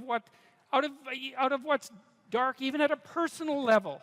And it's worth asking yourself. It's like, drop what you're doing that's foolish, that you know is foolish, and pick an aim that's worthwhile, you know, to make things better for yourself, like you're worth taking care of, like you're worth something, you know, and to surround yourself with people who believe the same, and who are rejoicing in your accomplishments and unhappy when you fail, right? And you're comparing yourself to your accomplishments of yesterday and not to someone else's today, so that you're not jealous and bitter. And you put your own house in order so that you're not cursing the world when some of its disarray might be your fault. And you're trying to pursue something meaningful, and you're doing your best to tell the truth, and all of that. And then you see what happens. Who the hell are you? You know, you think you're a miracle of some bloody bizarre sort. We've been around for 3.5 billion years. You know, every single one of your relatives propagated successfully. And here you are, against all possible odds, in this world of hell in some sense, and bitterness and tyranny and malevolence. And yet, God only knows what's inside you, this capacity for consciousness, the capacity to confront potential and to turn it into something good. That's us, man. That's the Western story. That's the individual as the cornerstone of the state. That's our responsibility, and it really is who we are. And so this is a good thing for people to know. If something bothers you, there's a billion things that could bother you, and not everything does. And so then you might ask, well, why does that thing bother you when some other thing that's equally bad doesn't? And as far as I can tell, the answer to that is because if it bothers you, that's your problem. And you might think, I don't want to have a problem. It's like, that's because you don't know that problems and opportunities are the same thing. So if a problem's crying out to you, then it could well be that your proper destiny is to address that problem, in which case it's an immense opportunity. And you saw that, exactly that. Oh, look, there's an absence in the marketplace. Well, that's a good discovery, an absence in the marketplace, especially if you're right. And so that's what you did. And then you got a movie out of it. So that's a pretty good deal. Yeah. You know, and that's independent of its eventual success as a movie, because even if it lands at any of the levels of success it could land at, you got to make a movie.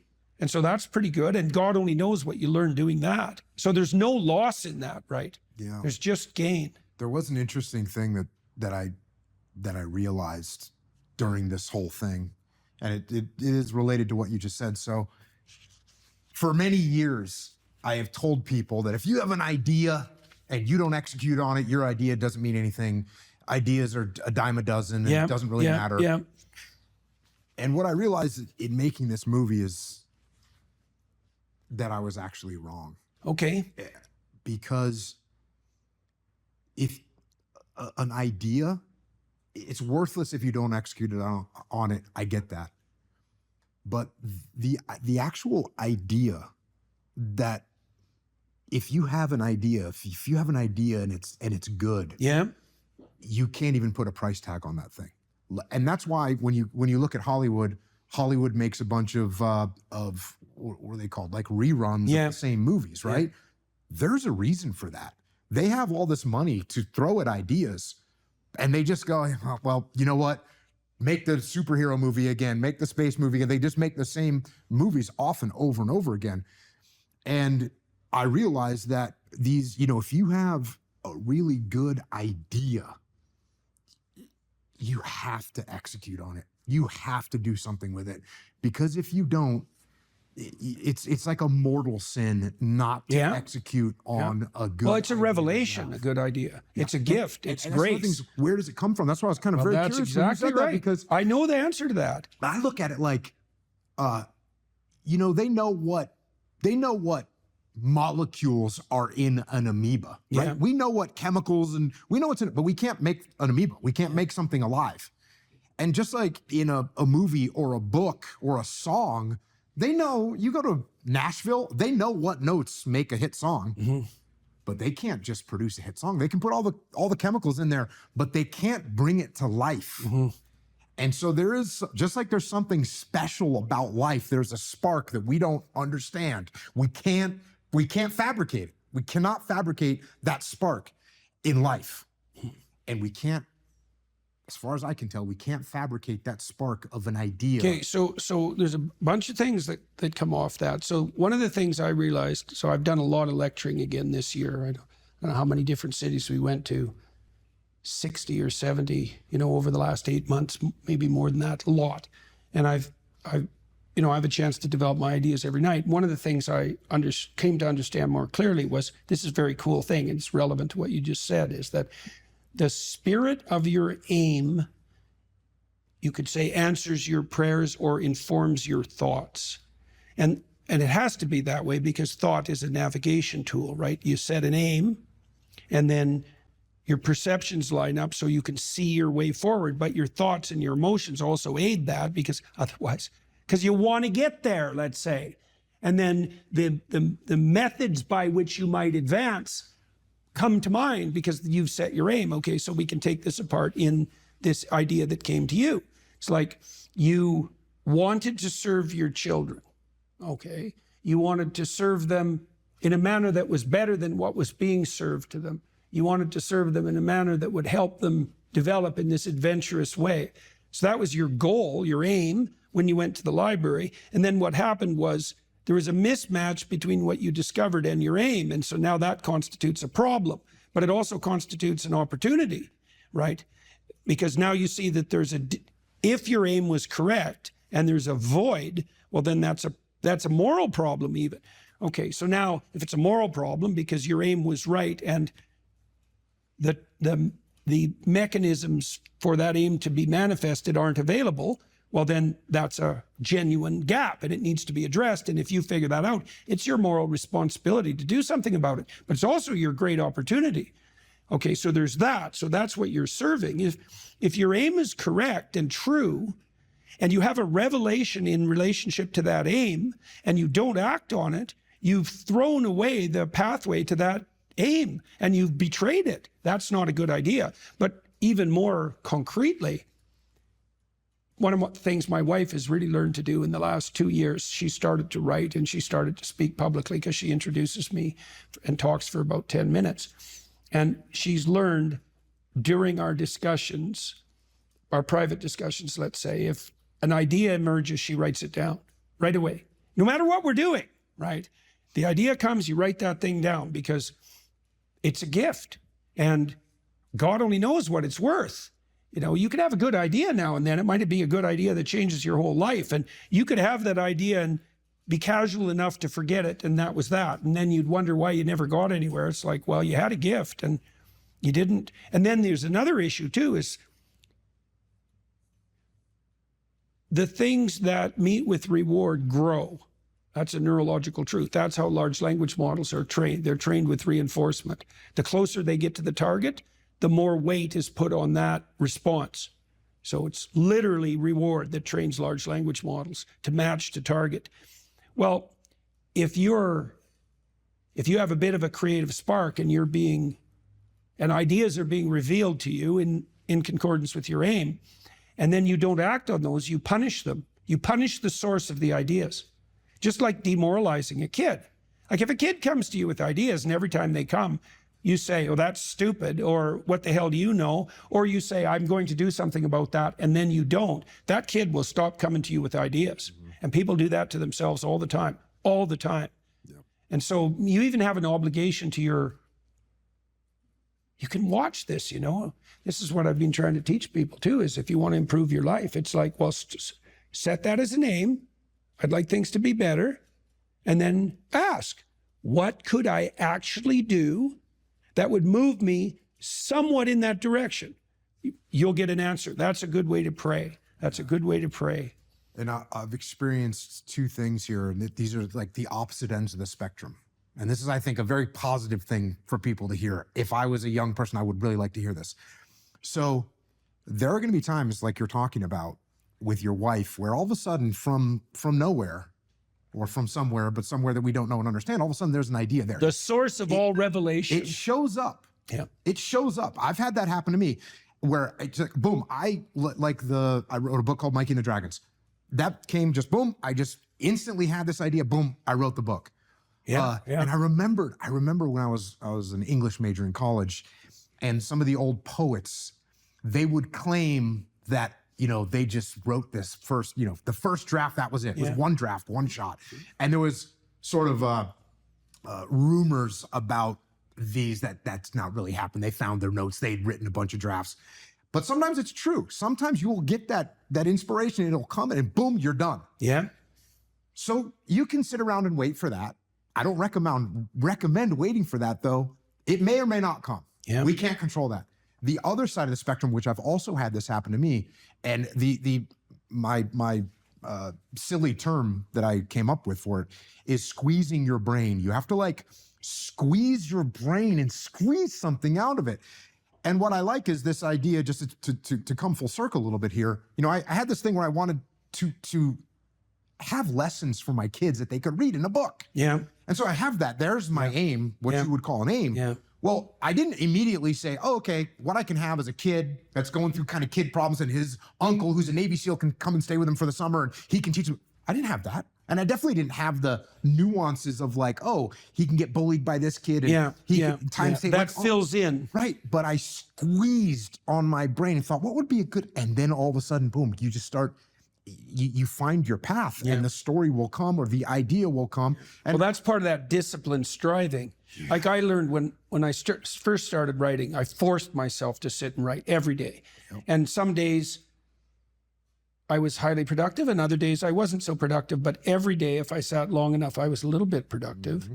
And then I got better at being productive, and much better at not delaying sitting down. That took a long time, really years, to really get disciplined. I'm still learning that discipline, right? I mean, how long do you write for at a time? I max out about 3 hours. Okay. I find that if I write more than 3 hours continually, I get exhausted. Mm-hmm. So 3 hours is about right. And I've learned tricks like at the end of the writing session, write down what you're thinking so you can use that the next day and do it every day and so on. And I've got to the point now where I can write a newspaper article, a good newspaper article, pretty much in one draft. But that's taken 35 years of writing to manage that. But I learned early that if I sat long enough, I would write something that would be valuable, right? And some days it took like 45 minutes to get warmed up so that, you know, everything I wrote was just painful to produce and not of very high quality. But if you persist, the thing that persistence, that's the other thing that's kind of interesting neurologically. You know, I already said, if you punish the source within you that gives rise to ideas, it will stop producing ideas. So that's a bad idea. But it's also the case that you want to make being creative the victor over all the competing pulls and temptations. And partly what you're doing when you're disciplining yourself is that. It's like, no, I'm going to sit here, regardless of all the other things I could be doing, all the other things I could be thinking, until that part of me that's able to create wins that internal battle and prevails, and then it gets stronger and stronger over time. And that's building character. That's exactly what that is. Once you orient yourself, then you have an obligation, I would say an obligation to the development of your soul to speak the truth. You have to be oriented properly, though, because the truth is something that exists in service to an ideal of sorts. Then you can imagine that you could use your language two ways. You can use your language to manipulate the world and to extract from it what you want. So, for example, maybe you go out on a date with someone and you decide that the end goal of the date is to have a sexual partner for the night, and then you can craft your language to manipulate the person into providing you with what you want. And that's like an instrumental use of language. But the problem with that, there's many problems with that, but one of them is that what if your idea about what you should want is wrong? Like maybe that's not the way to treat someone that you're on a date with, out on a date with. Maybe you're minimizing and reducing the interactions between you from what could be a healthy and elevated state of interaction and discourse to something that basically the pursuit of impulsive pleasure, and maybe that's not good for you next week and the week after and a month down the road. Maybe orienting yourself towards impulsive pleasure is a very bad idea. Remember what happens in Pinocchio. Pinocchio goes to Pleasure Island, and Pleasure Island is a place where impulsive pleasures can be had at a moment's notice. But what Pinocchio discovers, along with Jiminy Cricket, that Pleasure Island is run by masked totalitarians. They're all dressed in black, you remember, and they're turning the children and adolescents who are on Pleasure Island, they're depriving them of their voice, turning them into braying jackasses, and preparing to sell them as slaves to the salt mines. And so there's an implication in that story that the pursuit of impulsive pleasure is one route to totalitarianism and slavery, and I believe that. So perhaps orienting your language towards the gathering of impulsive pleasure is a misuse of your highest gift, the gift of logos, the gift of communication. The alternative is to orient yourself towards the highest good, as we already described, and then speak the truth. And you can tell when you're doing that, or you can tell when you're not doing that, because if you're not telling the truth, if you're using someone else's words, you're being manipulated in a sense by forces that are behind the scenes. You're not using your own words. You're the puppet of an ideology or another thinker or your own impulsive desires. And you can tell when you're speaking like that because it makes you feel weak. It makes you feel weak and ashamed. And you can localize that feeling physiologically. If you listen to yourself talk, you can tell when you're speaking properly, you will experience a feeling of integration and strength. And when you're speaking in a deceitful or manipulative manner, you'll feel that you're starting to come apart at the seams. And what you need to do is practice only saying things that make you feel stronger. And that'll mean, to begin with, that you'll notice that almost everything you say is a lie. It's either a lie or someone else's words. It's very hard to find your own words, but you don't actually exist until you have your own words. So then you try to teach yourself how to speak your own truth, and you listen to other people while you're doing that, because they can help you shape and correct your words. They'll react to them badly if you formulate your ideas badly, and if you listen and pay attention, then you can learn to formulate your words more and more clearly and accurately, and that makes you more and more powerful. It gives you more and more authority, which is the beneficial form of power. Okay, so you do that, and then you have to make a decision of faith, and that's basically, well, that you can either use your language to manipulate the world and make it do what you want, or you can use your language to try to articulate the truth as carefully as you possibly can, and then you can see what happens. You have to let go of your desire for the consequences that you want. You have to assume that if you speak the truth, the results are the best that is possible under the circumstances. And so it's an exciting way of living in some sense. It's like continually walking off a cliff, because you don't know what's going to happen next if all you do is say what you think. And maybe you're at work and you say what you think and you get fired and you think, oh my God, that's a terrible catastrophe. But maybe it's not, because maybe if you're working somewhere and you have to lie to maintain your job, maybe you shouldn't be there. Maybe it's deadening your soul and damaging you in some permanent manner and making you corrupt. And so you have to orient yourself. You have to speak the truth as carefully as you can. You have to listen to others so that you correct your speech. And then you have to allow the consequences that ensue to unfold as they will. That's the ultimate act of faith, I would say. And that's what you do if you belong to Truth University.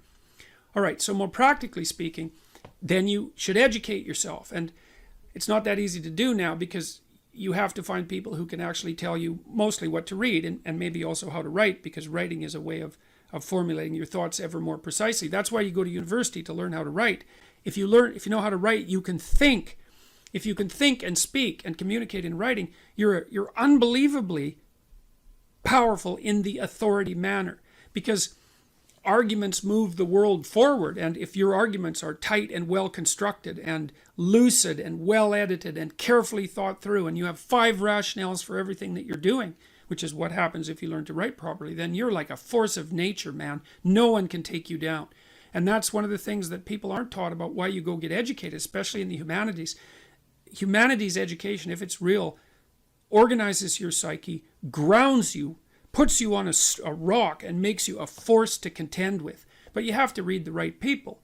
And those are the great, they're the great people of the past. In my list, they're the great men of the past, and that's just how it is. And so here's who I would recommend. I put reading lists up at jordanbpeterson.com. There's 2 of them. And the people that I recommend primarily are their books written by the following list of people: Fyodor Dostoevsky, Leo Tolstoy, who I think perhaps the greatest novelist the world has ever seen, Alexander Solzhenitsyn, another great Russian novelist. I don't know what it is about the Russians, but man, they produce writers that are incomparable. Alexander Solzhenitsyn wrote a book called The Gulag Archipelago, where he analyzed the Soviet prison camp system that arose after the Leninist revolution in the second decade of the 20th century. And details in absolutely precisely how the tenets of Marxism, the Marxist tenets that are supposed to free everyone and change the world, produced legislation that was absolutely murderous in its consequences. And Solzhenitsyn painstakingly traces the logical pathway from the original Marxist principles to the legislation, to the genocides. Because you'll hear people who are basically Marxists say things like, well, true Marxism never existed. And Solzhenitsyn took that argument apart in the mid-70s, and the Gulag Archipelago was an intellectual bomb. It demolished any credibility that Marxism had to intellectual respectability. You have to read the book. The book is about the central issue in our culture at the moment. If you don't read it, you're not informed. You can't participate in the debate except as a puppet. And so I wouldn't recommend participating in this debate as a puppet, because you don't know who's behind the scenes pulling the strings. If you remember the Pinocchio story, the forces that were pulling the strings were not forces that were acting in Pinocchio's best interest, that's for sure. George Orwell, English essayist, incomparable commentator on socialist totalitarianism, even though he was a left-winger and a brilliant one. Aldous Huxley, who wrote Brave New World, had some very brilliant things to say about the potential demolition of sexual choice of sexual partner as a part of a dystopian future.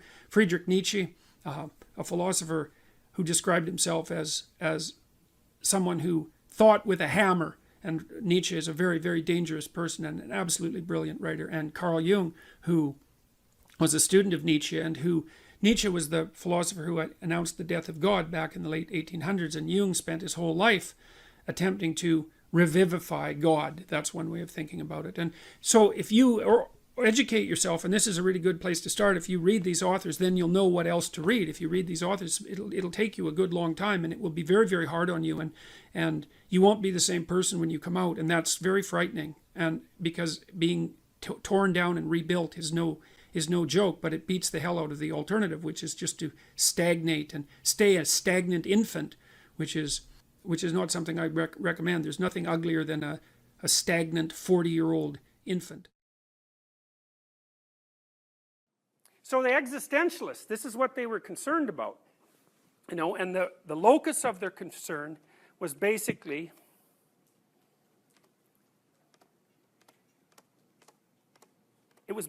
Nietzsche. And you all know that. And the reason I concentrate on Nietzsche and also on Dostoevsky is because I think those 2 people summed up the 19th century. I really think that. And that the problems that they laid out and predicted would unfold in the 20th century were the problems that unfolded in the 20th century. So they got their predictions right. And I think they got their causality right too.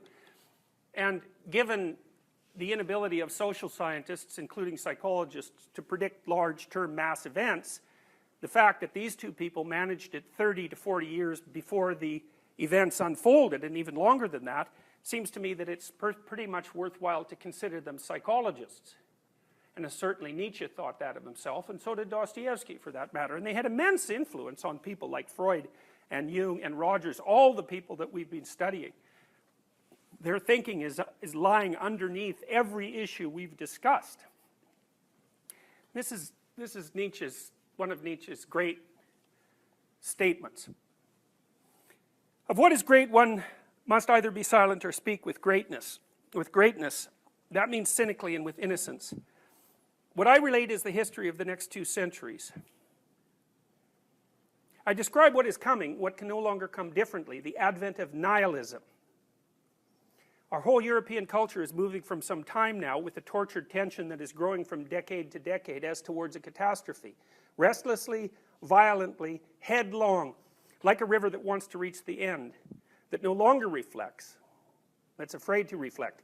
He that speaks here has conversely done nothing so far but to reflect, as a philosopher and solitary by instinct, who has found his advantage in standing aside, outside. Why has the advent of nihilism become necessary? Because the values we have had hitherto thus draw their final consequence. Because nihilism represents the ultimate logical extension of our great values and ideals. Because we must experience nihilism before we can find out what value these values really had.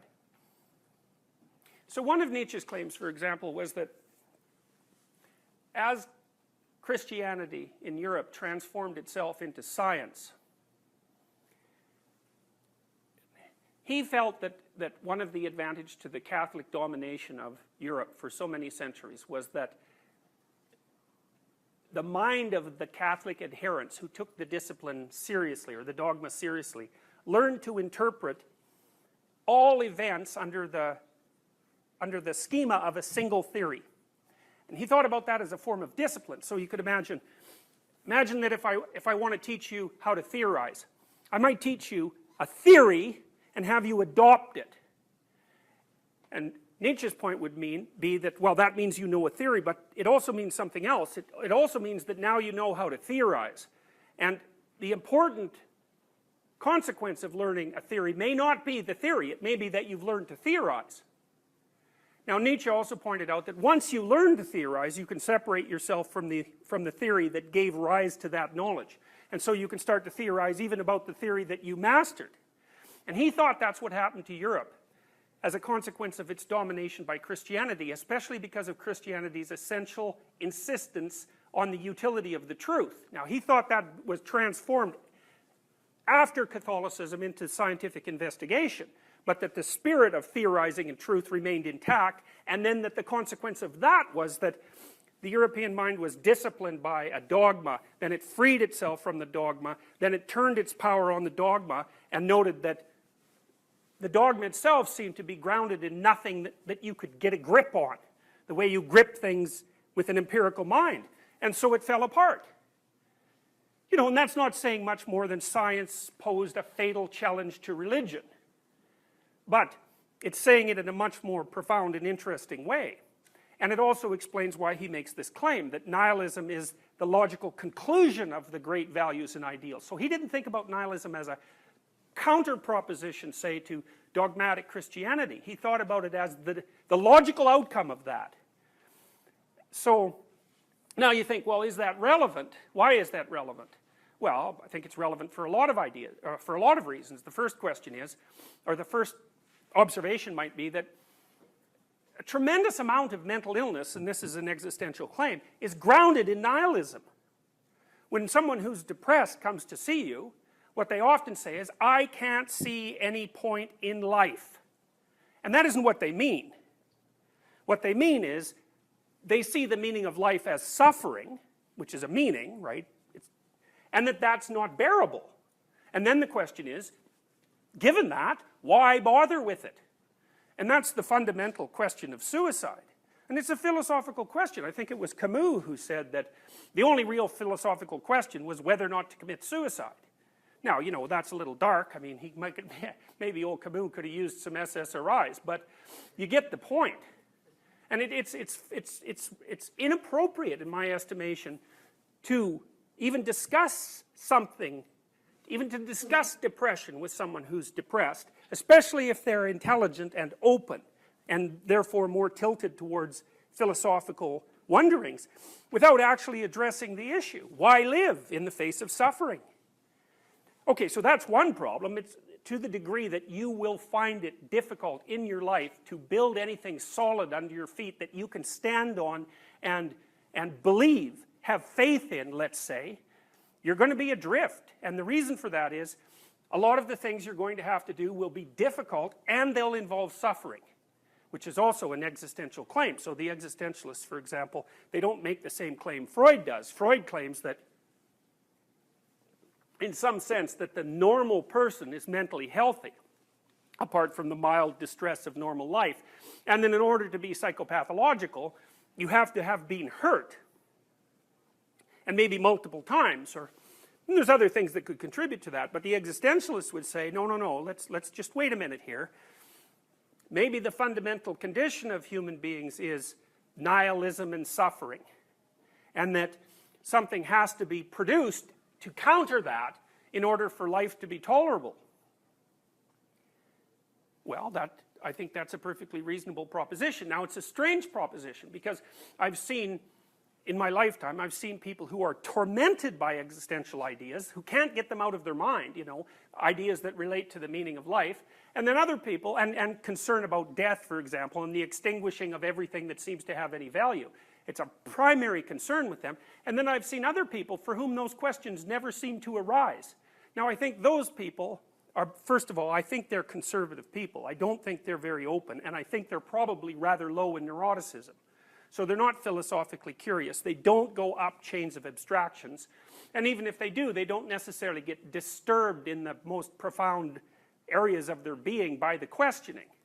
But that still leaves plenty of people in the other category.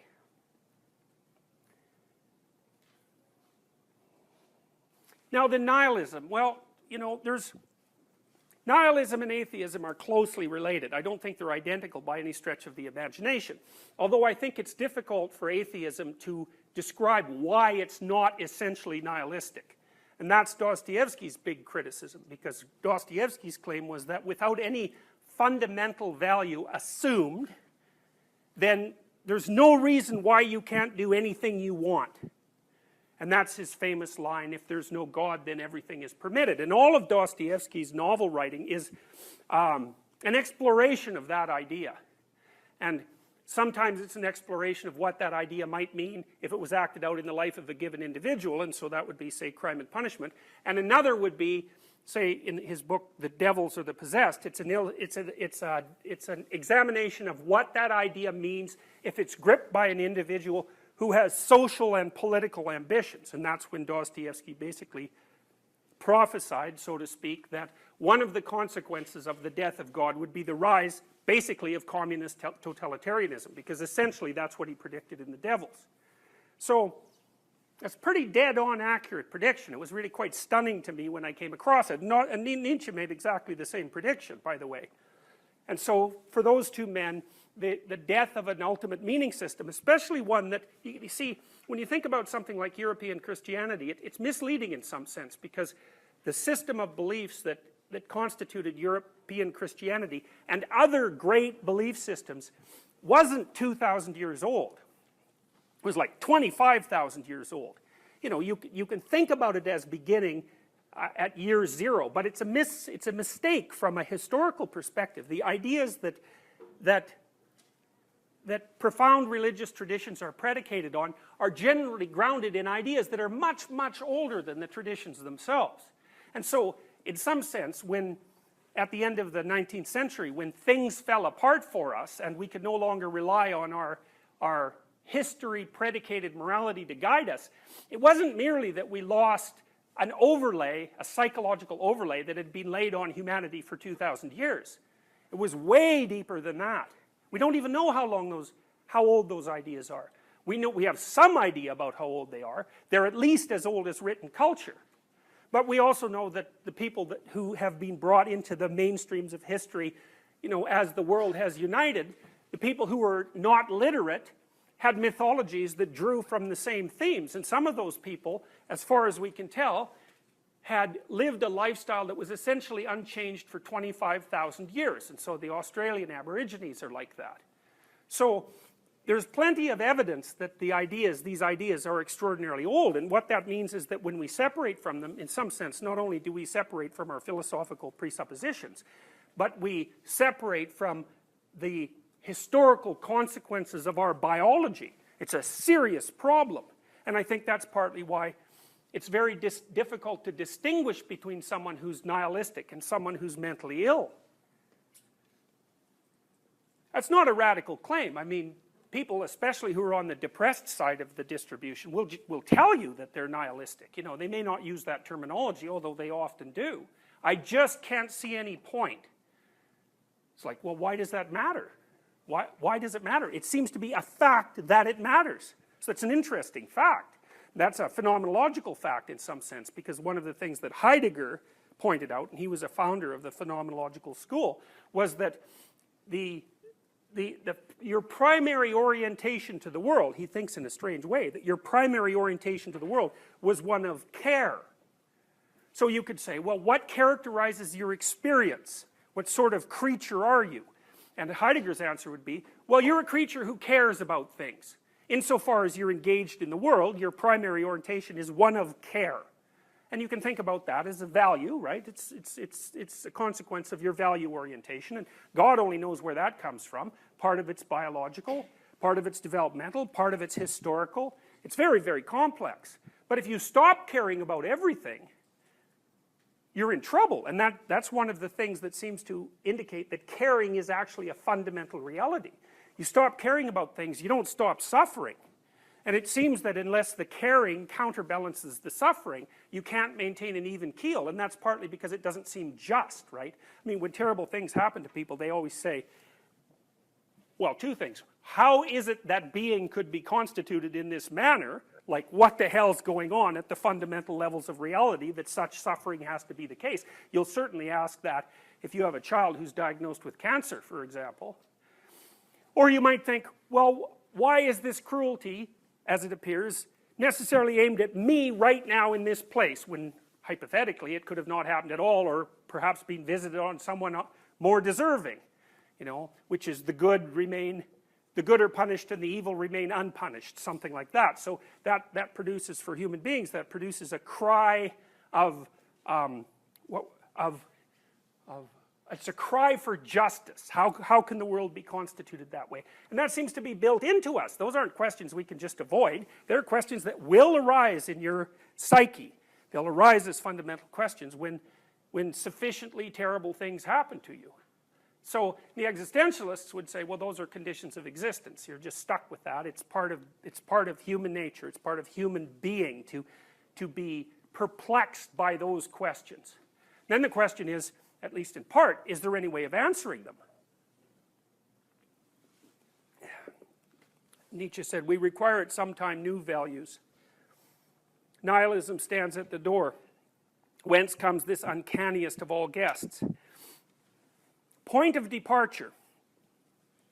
It is an error to consider social distress or physiological degeneration or corruption of all things as the cause of nihilism. Now, that's a typical Nietzschean phrase, because there are three profound ideas in that sentence, and each one is in a different phrase. So Nietzsche said at one point, I can write in a sentence what other people write in a book. And then he said, well, what other people can't even write in a book. And this sentence is a good example of that. So what does he say? Well, you know, if you see that people are suffering and in trouble, one thing you can say is that the reason for that is that the economic system is unjust and they're layered along the bottom, and that's the fundamental cause of their suffering. But Nietzsche doesn't allow that to be an interpretation, a causal interpretation, because he says there are multiple ways of interpreting your position, and mere absence of material luxury does not necessarily destine you to one perspective or another. Physiological degeneration, well, people are unhappy or suffering because they're ill in some manner. Well, you could make that a matter of definition by saying that if you're suffering or unhappy, you are ill, but that's not a causal argument. It's just a different way of categorizing the data. And Nietzsche would reject that, because he would also note that there's some correlation between physiological health and meaning in life, but the correlation doesn't imply causality, and even if it did, the relationship is by no means perfect to the degree that you would want a relationship to be before you accepted it as relevant. Or corruption of all things. Well, that would be the idea that being itself is evil, like an evil trick, which is what Tolstoy said, by the way, when he wrote his Confessions. Because Tolstoy, at the height of his intellectual power, he was the most famous novelist in the world and unbelievably well regarded, well, throughout the world, but particularly in Russia. And he was a very, like a socially benevolent man and well regarded for his wisdom. For years he was afraid to go outside with a rope or a gun because he thought he would either hang or shoot himself. And the reason for that was that he had been struck by the idea that life is so unbearable that it should be eradicated. And he couldn't think his way out of that. And it was a form of thought that was actually very characteristic of intellectuals in Russia during his time and in his place. I mean, Dostoevsky wrote about exactly the same sorts of things. But even Tolstoy noted that merely observing that the world was a corrupt and evil place was not necessarily enough to tilt people towards nihilism, because there seemed to be people who weren't nihilistic despite the fact that that seemed self-evident to him. And he thought, Tolstoy actually turned to the Russian people. You know, he was very entranced by the idea of the folk and folk wisdom. And he turned to the Russian people as a source of new inspiration, like the peasantry. And Tolstoy actually fought for the freedom of the peasantry. And he felt that their simple faith, so to speak, was something truly admirable, rather than something pathetic and weak from an intellectual perspective. He strove to emulate that criticismless faith, but of course he couldn't do it, because once you've taken a bite out of the apple, there's no going back, so to speak. Nietzsche says, distress, whether psychic, physical, or intellectual, need not at all produce nihilism. That is, the radical rejection of value, meaning, and desirability. Such distress always permits a variety of interpretations. Rather, it is one particular interpretation, the Christian moral one, that nihilism is rooted. The end of Christianity, at the hands of its own morality, which cannot be replaced, which turns against the Christian God. The sense of truthfulness, highly developed by Christianity, is nauseated by the falseness and mendaciousness of all Christian interpretations of the world and of history. It's a rebound from God is the truth to the equally fanatical faith, all is false, an act of Buddhism. Skepticism regarding morality is what is decisive. The end of the moral interpretation of the world, which no longer has any sanction after it has tried to escape into some beyond, leads to nihilism. All lacks meaning. Well, that's rooted in Nietzsche's criticism of Christianity, because he believed that Christianity was exceptionally morally flawed, because all it offered its followers was the possibility of salvation and redemption from their suffering after they were dead. So it was projected into some other world, which, as far as Nietzsche was concerned, alleviated people of their local responsibility to try to improve things here and now. And Jung's comments about that were essentially that it was the proto-scientists' recognition of the fact that the spiritual salvation that Christianity promised was no longer sufficient that motivated the development of science. So for the early Christians, this is part of the tension between Christianity and science. For the early Christians, the idea was that the earth in some sense was ineradicably corrupt, and that all you could hope for in your earthly life was suffering, and that you should accept your suffering and hope for salvation in the future after you're dead. Well, obviously that philosophy appeared insufficient for people, and Jung's hypothesis about the development of science was that a counter fantasy developed in the unconscious of the Europeans, which was that the material realm, which had been defined as evil and therefore not worthy of any study or any pursuit whatsoever, actually held the seeds of the redemption that was lacking. And so that was Jung's commentary on the idea of the philosopher's stone, because the alchemists, who were proto-scientists, were trying to find a material substance, that would be the philosopher's stone, that would offer its holders wealth, health, and eternal life. And so you think, well, why are we pursuing science? Well, hopefully because we think it'll do us some good, here and now, right, in our bodies. And so Jung regarded science itself as stemming from that compensatory dream. It's a brilliant idea. It's actually the only idea I've ever read that seems to do a reasonable psychological account for the emergence of science as a discipline. It's a very strange practice. You know, you have to narrow your interests tremendously to be a scientist. You have to focus on one set of phenomena, you know, that might appear as useless to contemplate as how many angels could dance on the head of a pin. You have to devote decades to the study of that thing to make incremental progress. Why in the world would people ever be motivated to do that? Well, Jung's interpretation was, well, there was a deep counter movement towards the over-spiritualization of the psyche. And that was the revaluation of matter and its possibilities. Well, Nietzsche believed that Christianity, as it stood at the end of the 1800s, was an untenable philosophy because he thought it had abandoned its moral obligations by escaping into some beyond, and therefore damned life as it was actually lived by human beings. So he felt that the demise was a good thing. He points out one other thing, and this is the difference between having a theory and then learning to theorize. He says, look, if you've been raised in a tradition, whatever that tradition happens to be, you have a belief system, whatever that belief system happens to be, and it falls apart on you at any one point, you suffer for two reasons. The first is, your belief system fell apart. And that's not a good thing. It leaves everything unfixed and open, and you drown in possibility in a sense. That's a Kierkegaardian phrase. But the second consequence is even worse. Once you've learned that one belief system that's solid could be demolished and fall apart, then it's very difficult ever again to have any faith in any belief systems whatsoever. So not only do you become a doubter of your own creed, let's say, you become a meta-doubter, which is the doubter of all belief systems. Well, in the step from that to nihilism, maybe those are exactly the same thing. You know, and that's really, you could think about that in some sense as the disease of the critical rational mind. It can saw off any branch that it's sitting on. And you know, the utility of that is, leave no stone unturned, right? You're supposed to question things, and the utility of that is you learn new things. But the price you pay for it is that you're not necessarily ever certain about anything. And, you know, you could say, well, maybe you shouldn't be certain about anything, but you can forget that. You know, you're going to have to act as if you're certain many times in your life.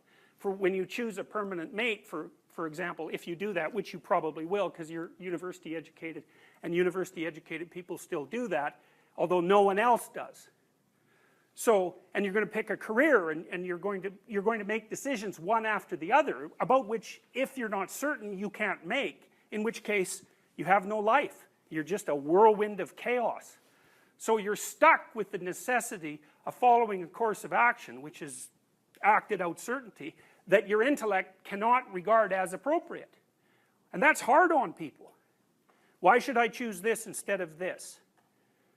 Why should I act this way instead of that way? You know, I don't know is not a very useful answer when you're a creature that's as cognitively able as we are. What steps should someone take to start developing delayed gratification when they constantly give in to instant gratification? Well, okay, imagine, I know the answer to this to some real degree because I had graduate students in particular who I picked because they were very smart and often very creative, but sometimes they weren't very conscientious. So they had a hard time delaying gratification. And so, well, I would say, if you would like to discipline yourself, which is a very good idea, you need to pick a direction. Pick a direction you want to go first. Pick a goal you would like to attain. And a medium to long-term goal. You might imagine something you need and want, some attainment that would motivate, whose pursuit would motivate you. And you can ask yourself that. It's a good question to ask yourself in general, you know. This is a very good question to ask yourself is, if you could have what you needed and wanted, what would that be? And that's a meditative question. You don't want to force an answer out of yourself. You want to ask yourself that like you would ask someone else. If I could have what I wanted, what would that look like? And you can ask yourself that in a more differentiated way. If I could have the relationship that I needed and wanted, if I could have the friendships, if I could have the job or career, if I could have the educational pathway, if I could adopt civic responsibility in an optimized manner, if I could engage in some creative enterprise, if I took care of myself properly, if I regulated my susceptibility to temptations, what would that look like if it was optimized? And then that sets you up a goal that has some motivational force. This is worth doing. And then you might find, well, you don't do it anyways. And then I would say, well, that's because you're biting off more than you can chew. The next goal is to take your goal and to fragment it into micro goals until you find a micro goal that's small enough that it still presents some challenge that you will do. And so I've become, one of the things I'm known for, I suppose, is my advice to people to clean up their rooms. And the people who think I'm their enemy laugh about that rule because of its simplicity, let's say. But the only reason they think it's simple is because they've never tried it. It's actually extremely difficult. And it was very frequently the case that, well, it's very difficult to put your room, your office, your bedroom in order. I mean, you think about your bedroom, hypothetically, let's say you're married, you share that room with someone else. Is your bedroom in order? Really? And I don't just mean, is it neat? Maybe it's too neat. Maybe it's too orderly. Maybe it's too sterile. Maybe it's too bare. Maybe that characterizes your whole bloody relationship. Maybe, really? And maybe that is genuinely reflected in the state of your room, because it's very probable that that room is a microcosm of your marriage. It's highly probable. And so what that would mean is to organize that room would require the organization of your marital life, not least because if you want to put that room in order, you're going to have to negotiate with your wife about how that's going to be done.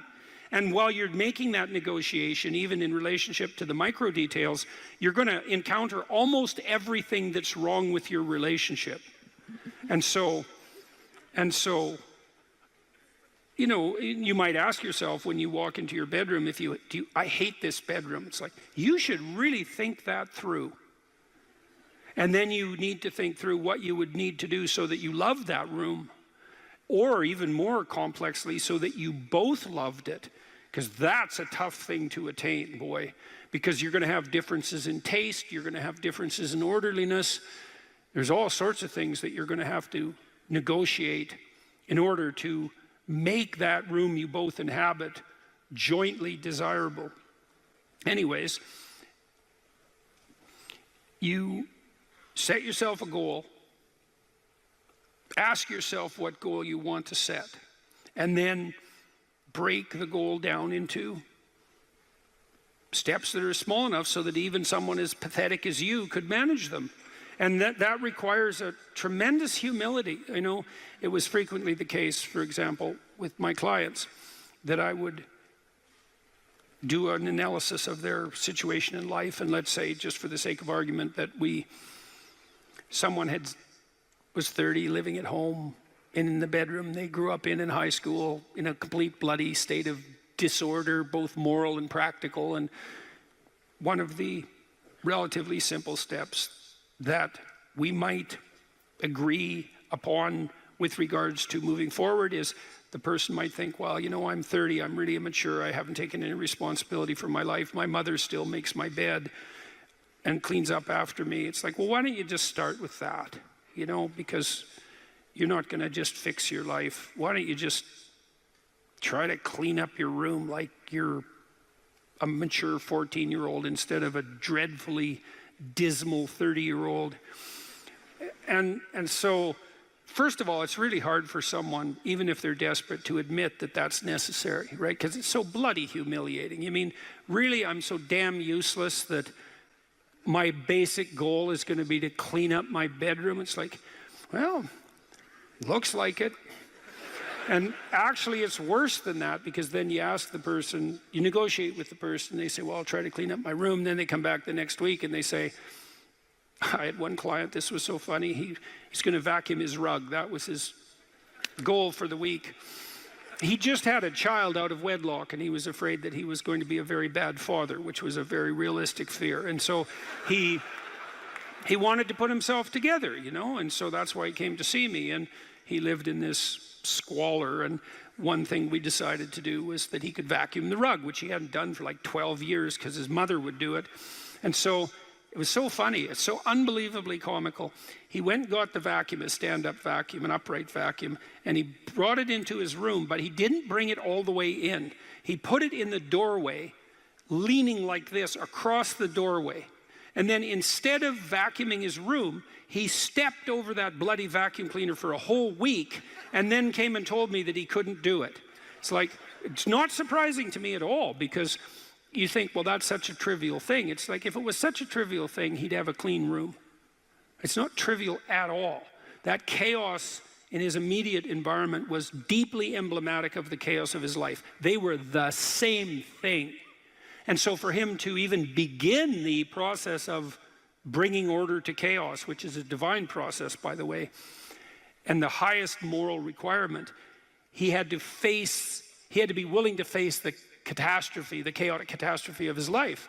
And he hadn't done that for like 30 years. Why was he going to start that week? Just because he said he was going to? It's like, good luck. So what you do as a therapist in that situation is you just make the task smaller until you find a task so small, but still moving forward, that the person will do. So I might have said, I don't remember the particulars of the situation, I might have said, well, do you think you can get that vacuum cleaner, do you think you could move it out of the doorway into your room? That's all you have to do this week. Do you think you can do that? And I'd say that and offer that without being contemptuous. Like, you have to be very careful about such things. And I know that this is more complicated than it looks. And I also know that the first step taken towards the domination of chaos and its transformation into order is a cardinal and difficult step. And so you can make it small, and that's fine, it'll still work. So I might say, well, just move the vacuum cleaner inside your room. And then I would also say to someone in that situation, don't do more than that. If the agreement that you've made with me and with yourself is that that's enough, abide by the contract that you've written with yourself and allow yourself to be grateful for the fact that you had the courage to take even a single step forward. And don't push your bloody luck, because maybe you'll have a brief fit and vacuum the whole rug, and then you'll be so annoyed at how you've destabilized your entire life that you'll redouble your attempts to make a mess, and the place will be more like hell than ever for 2 months. It's very probable that that sort of thing will occur if you break the contract you've set with yourself. The upside of this is, because you think, oh my God, that's so dismal, I have to start that low. It's like, yeah, probably, especially if it's a real difficult thing you're trying to sort out. You have to start as low as you are useless, and that's low. So, but the upside is that progress accelerates, it's not linear, and so if you take once you take the first step, the probability that you'll take a slightly larger second step increases, and that increases non-linearly. And so once you get the ball rolling, so to speak, once you start pushing the rock uphill, you can do it faster and faster. And so even if you have to start in a very humiliating manner, that doesn't mean that's where you'll end. One of the things that Tammy and I learned to do, and this was a consequence of me being trained as a behavior therapist, is, you know, we'll just take an example that maybe I was trying to learn how to compliment her when she dressed nicely. And maybe the fact that I wasn't good at that was manifest in the fact that she'd put some effort into her dress, and then I wouldn't respond in the appropriate manner, and that would dishearten her. And I don't particularly remember that exactly happening, but it'll be a perfectly reasonable example. And so then she would be displeased. And then the question would be, well, is she displeased because I'm too stupid to offer a proper compliment? Or is she displeased because she's so needy and lacking confidence that she needs a compliment that would go beyond the ordinary? And the answer is, what the hell do we know? Could be one or the other or both. And so what's a possible solution to that? And one possible solution would be, okay, if you do put some effort into your appearance, or I do, we could reverse the situation, but if you put some effort into your appearance and you would like to hear from me exactly the words that would give you, that would reward you for doing that and provide you with the confidence to attempt it again in the future, what would those words be? You look good without a beard, dear. Thank you. You're welcome. Yeah. Very funny. Very funny.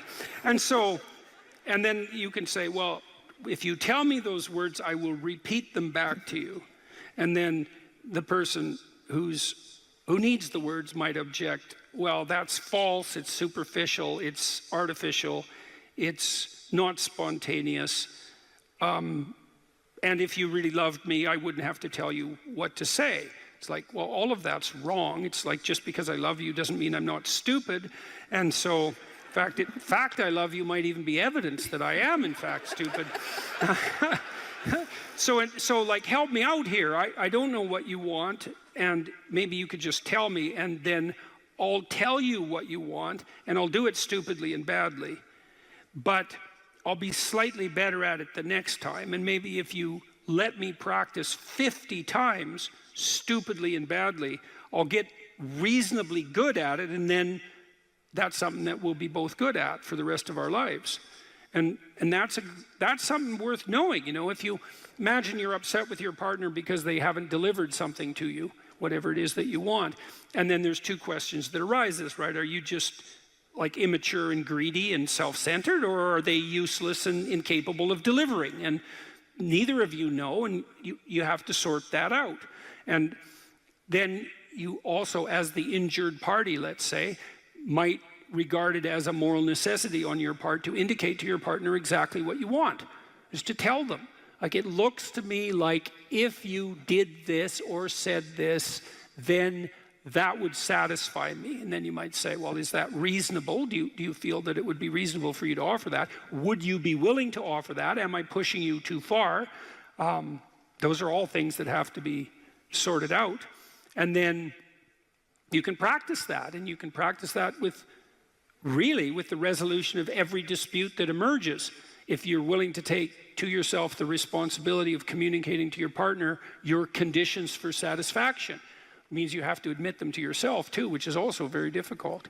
And then you can help your partner take stupid incremental steps forward, you know, in the direction that you'd like to see expand, and then you can get better at that. And it's unbelievably useful. You can get better at how you have dinner together, or breakfast or lunch. Those things repeat every day, so they're very important. You can get better at how you greet each other when you come home. You can get better at the routine that you fall into, let's say, when you go to bed at night or when you wake up in the morning. All these things that repeat, you know, because that's your life, the things that repeat. You can conceptualize how you might like them to be ordered if they were undertaken in an optimal manner, and you can start incrementally moving forward to that. And you can do that by communicating what you need and want, and by carefully rewarding your partner for taking the appropriate incremental steps forward. And so if you're trying to discipline yourself, you make a goal, you break it down into micro goals, and you implement the micro goals and reward yourself for doing so. And if you do that reliably and you make that a practice, that you'll become more disciplined across time, and you'll move towards the fulfillment of your goals. And that's practically how that's the practical guide for success on that front.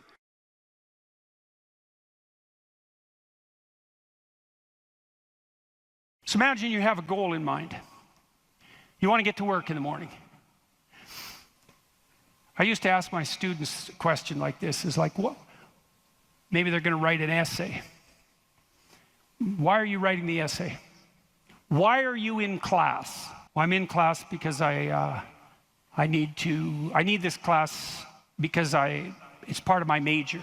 Well, why did you pick a major like that? Well, I'm interested in psychology. Well, why did you come to get a degree? Well, I think I need a degree to get a job. Well, why do you need a job? Well, I need a job to keep body and soul together, and maybe to be productive, and maybe to, establish a name for myself. And why do you want to do that? Well, because, it's part and parcel of living properly. And why do you want to live properly? And well, then, and how would you live if you lived properly? And at that point, people are usually unable to answer, because you can just push people with questions about why until they run out of explanations. But the point is that you're always doing whatever you're doing because what you're doing is nested in a sequence of goal-directed actions. And those can be more or less sophisticated. If you're not very sophisticated at all, the nesting might be like 2 structures deep. Maybe you're, you're bored and you want to go get drunk, and why? Well, because you don't want to be bored. And if someone pushes you a little farther than that, you hit them. And, you don't want to delve into it. But if you're sophisticated, you have a pretty good hierarchy of answers. So you might say, well, why do you want to be a productive and generous citizen? And like I said, people usually bottom out there, but you could say, well, that's part of reciprocal altruism, and if I'm productive and generous, then that'll encourage other people to be productive and generous, and if we're all productive and generous together, then there'll be more for everyone, and we'll all get along better, and we'll get along for a longer period of time, and that'll make us all more stable, and that'll make our societies better. And then you might say, well, why is that relevant? You might say, well, because the alternative to that is something like a descent into something approximating hell, and so that's part of a reflection of the divine order and the eternal battle between good and evil. And then you could push it farther than that, and you could say, well, are you going to be on the side of the redemptive hero, or are you going to be on the side of the eternal adversary? Like, you can keep digging down farther and farther, and the farther down you dig, the more you get down into what you might describe as the implicit religious substrate. And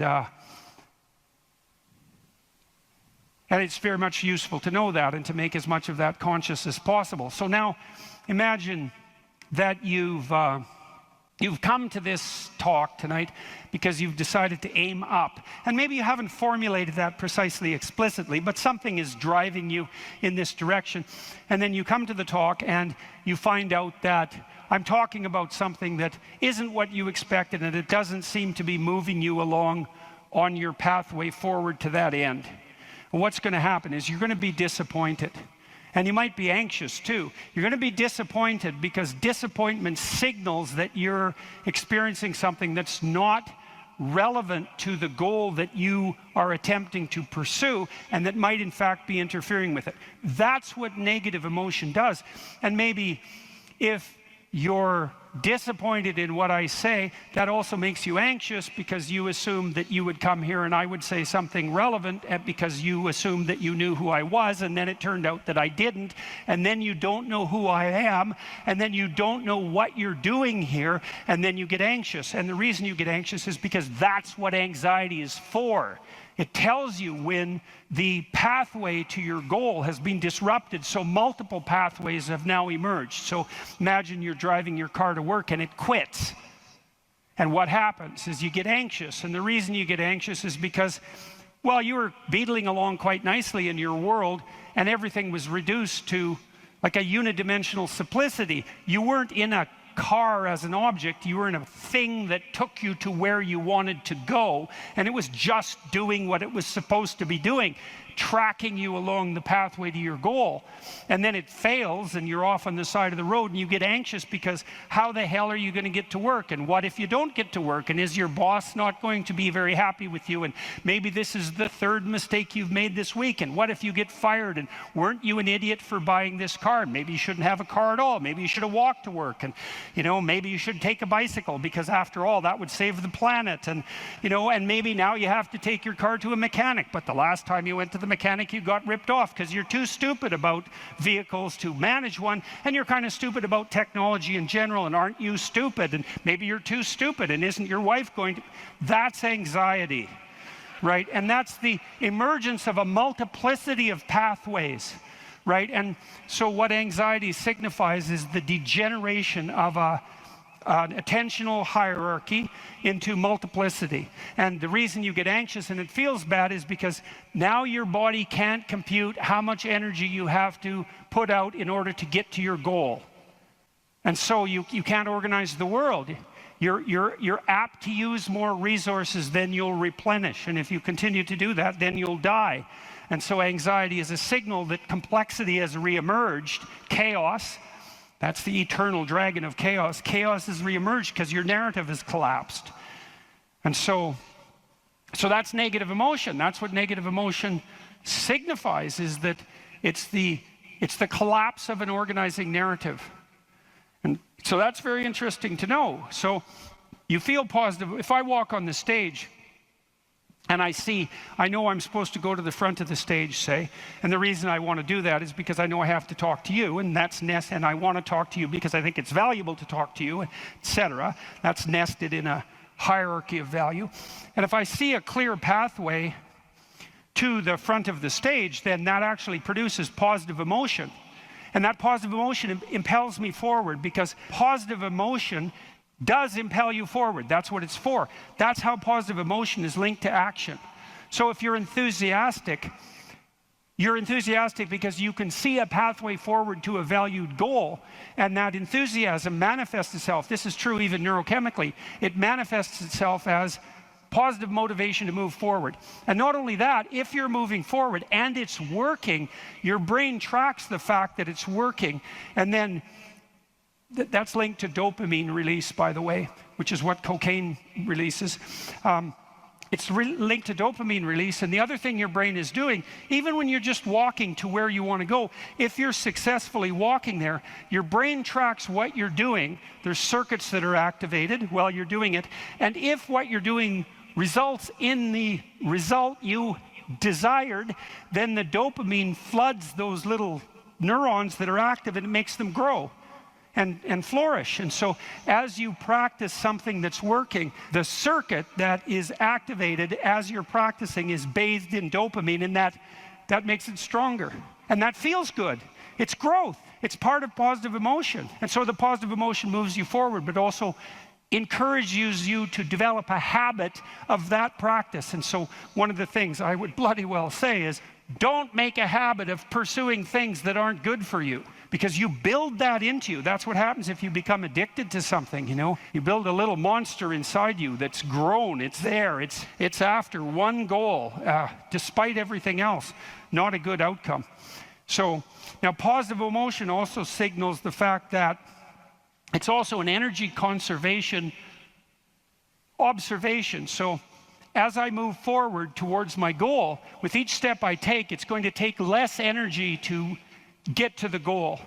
And so that means that the positive emotion signifies, what would you say? It signifies the increasing efficiency of your action as you move towards a goal.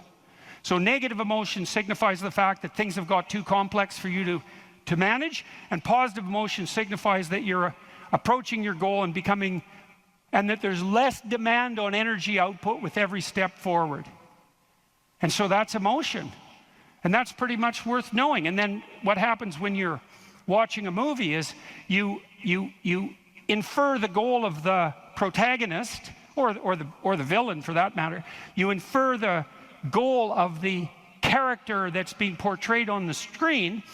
You adopt that goal as your own. Then you play out the emotions in your own body, which mimics the structure what would you call the character that's being portrayed on the screen, and you live that all out inside you. And that's also how you understand other people, right? You don't listen to someone and then figure out what they're saying and then infer what they're thinking. That isn't how it works. What you do is you listen to someone till you figure out what they're up to. As soon as you figure out what they're up to, you can adopt that frame of reference. As soon as you adopt that frame of reference, you have the same emotions. And that's what makes you united. And so that's so interesting. And so then you think, look, there's 5,000 people in here. If there were 5,000 chimpanzees, you guys would be tearing each other into shreds, because no one would be able to know what anyone else was up to.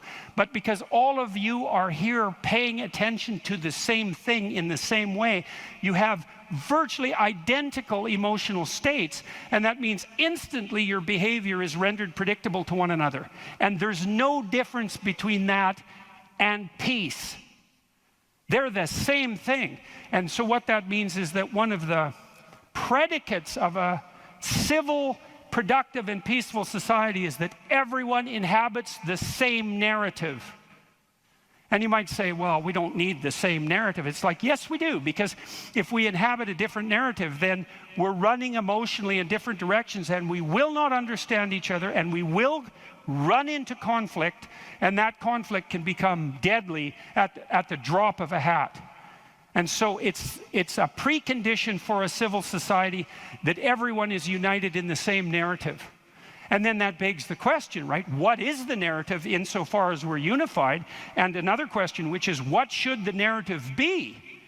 Right? Now, the postmodernists figured out that we looked at the world through a story, but they said their mantra is they became skeptical of meta-narratives, which are uniting narratives. And that's all well and good to be skeptical about meta-narratives, but you run into the problem of internal disunion, because if you don't have a uniting narrative, then you're divided against yourself, and you run into the problem of social disunity, because if we're not looking at the same thing for the same reason, then we can't get along. And those are big problems. Now, the way the postmodernists glided over that immense cataclysmic problem was to offer the proposition that the narrative that unites us is just one of power and oppression, right? And that the fundamental motivation that guides, first of all, even your internal organization, your own internal tyranny, you know, you're oppressing your id or your natural self. And then if you establish a relationship with someone like a marriage, well, that's just a manifestation of patriarchal oppression. And if you organize a business relationship, it's a relationship of mutual exploitation, and so far and so on, all the way up the political hierarchy, all the way back into the past. A more dismal view of human existence couldn't possibly be formulated. And I always think about it as a kind of implicit confession. It's like, so you think the world's all run by power, do you? Okay, I know what game you're playing and attempting to justify, and it's completely bloody preposterous, because first of all, if you tyrannize yourself, you're going to be one miserable creature. Plus, you're going to rebel constantly, as you already know. I'm sure all of you have tried at one time or another in your life to force yourself to do something with a whip, so to speak, and what you instantly find is that you're so condemned to be free that you'll even resist your own tyranny, right? Try telling yourself to do something and see if you do it. I'm going to go to the gym. That's New Year's. I'm going to the gym 3 times a week, 2 hours a day. It's like, no, you're not. You're going to last like 3 days. And then you're going to find an excuse. The rebellious part of you is going to find an excuse, then you're not going to do it. And it's a bloody mystery, isn't it? Because you'd think you could tell yourself what to do. Because otherwise, who are you? You know, you're the part that told yourself what to do, but you don't listen, so what the hell's that part? That's you, that's for sure. So you can't even tyrannize yourself with any efficiency. And then if you're married, men, you're married, try tyrannizing your wife and see how well that works. And like, it might work for 10 minutes, but she's not as big as you, but she's a lot sneakier. And you have to wake up with her tomorrow morning. And so even if you do win the fight, which you won't, she's going to bloody well take it out on you the next day, and no wonder. And so you're bound in that relationship by the necessity of continual iterative interactions, right? And they have to be moderately peaceful, or you're going to tear each other into shreds.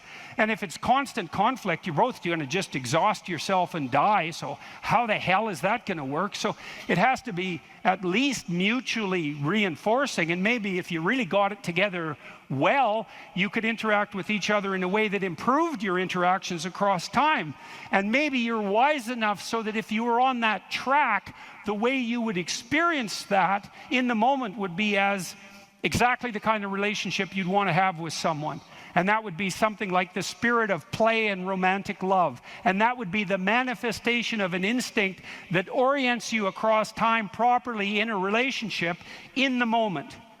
And that's such a wonderful thing to know, right? That instinct for play and romantic love might be the voice of the wisest instinct you have, the deepest orientation to meaning that you have.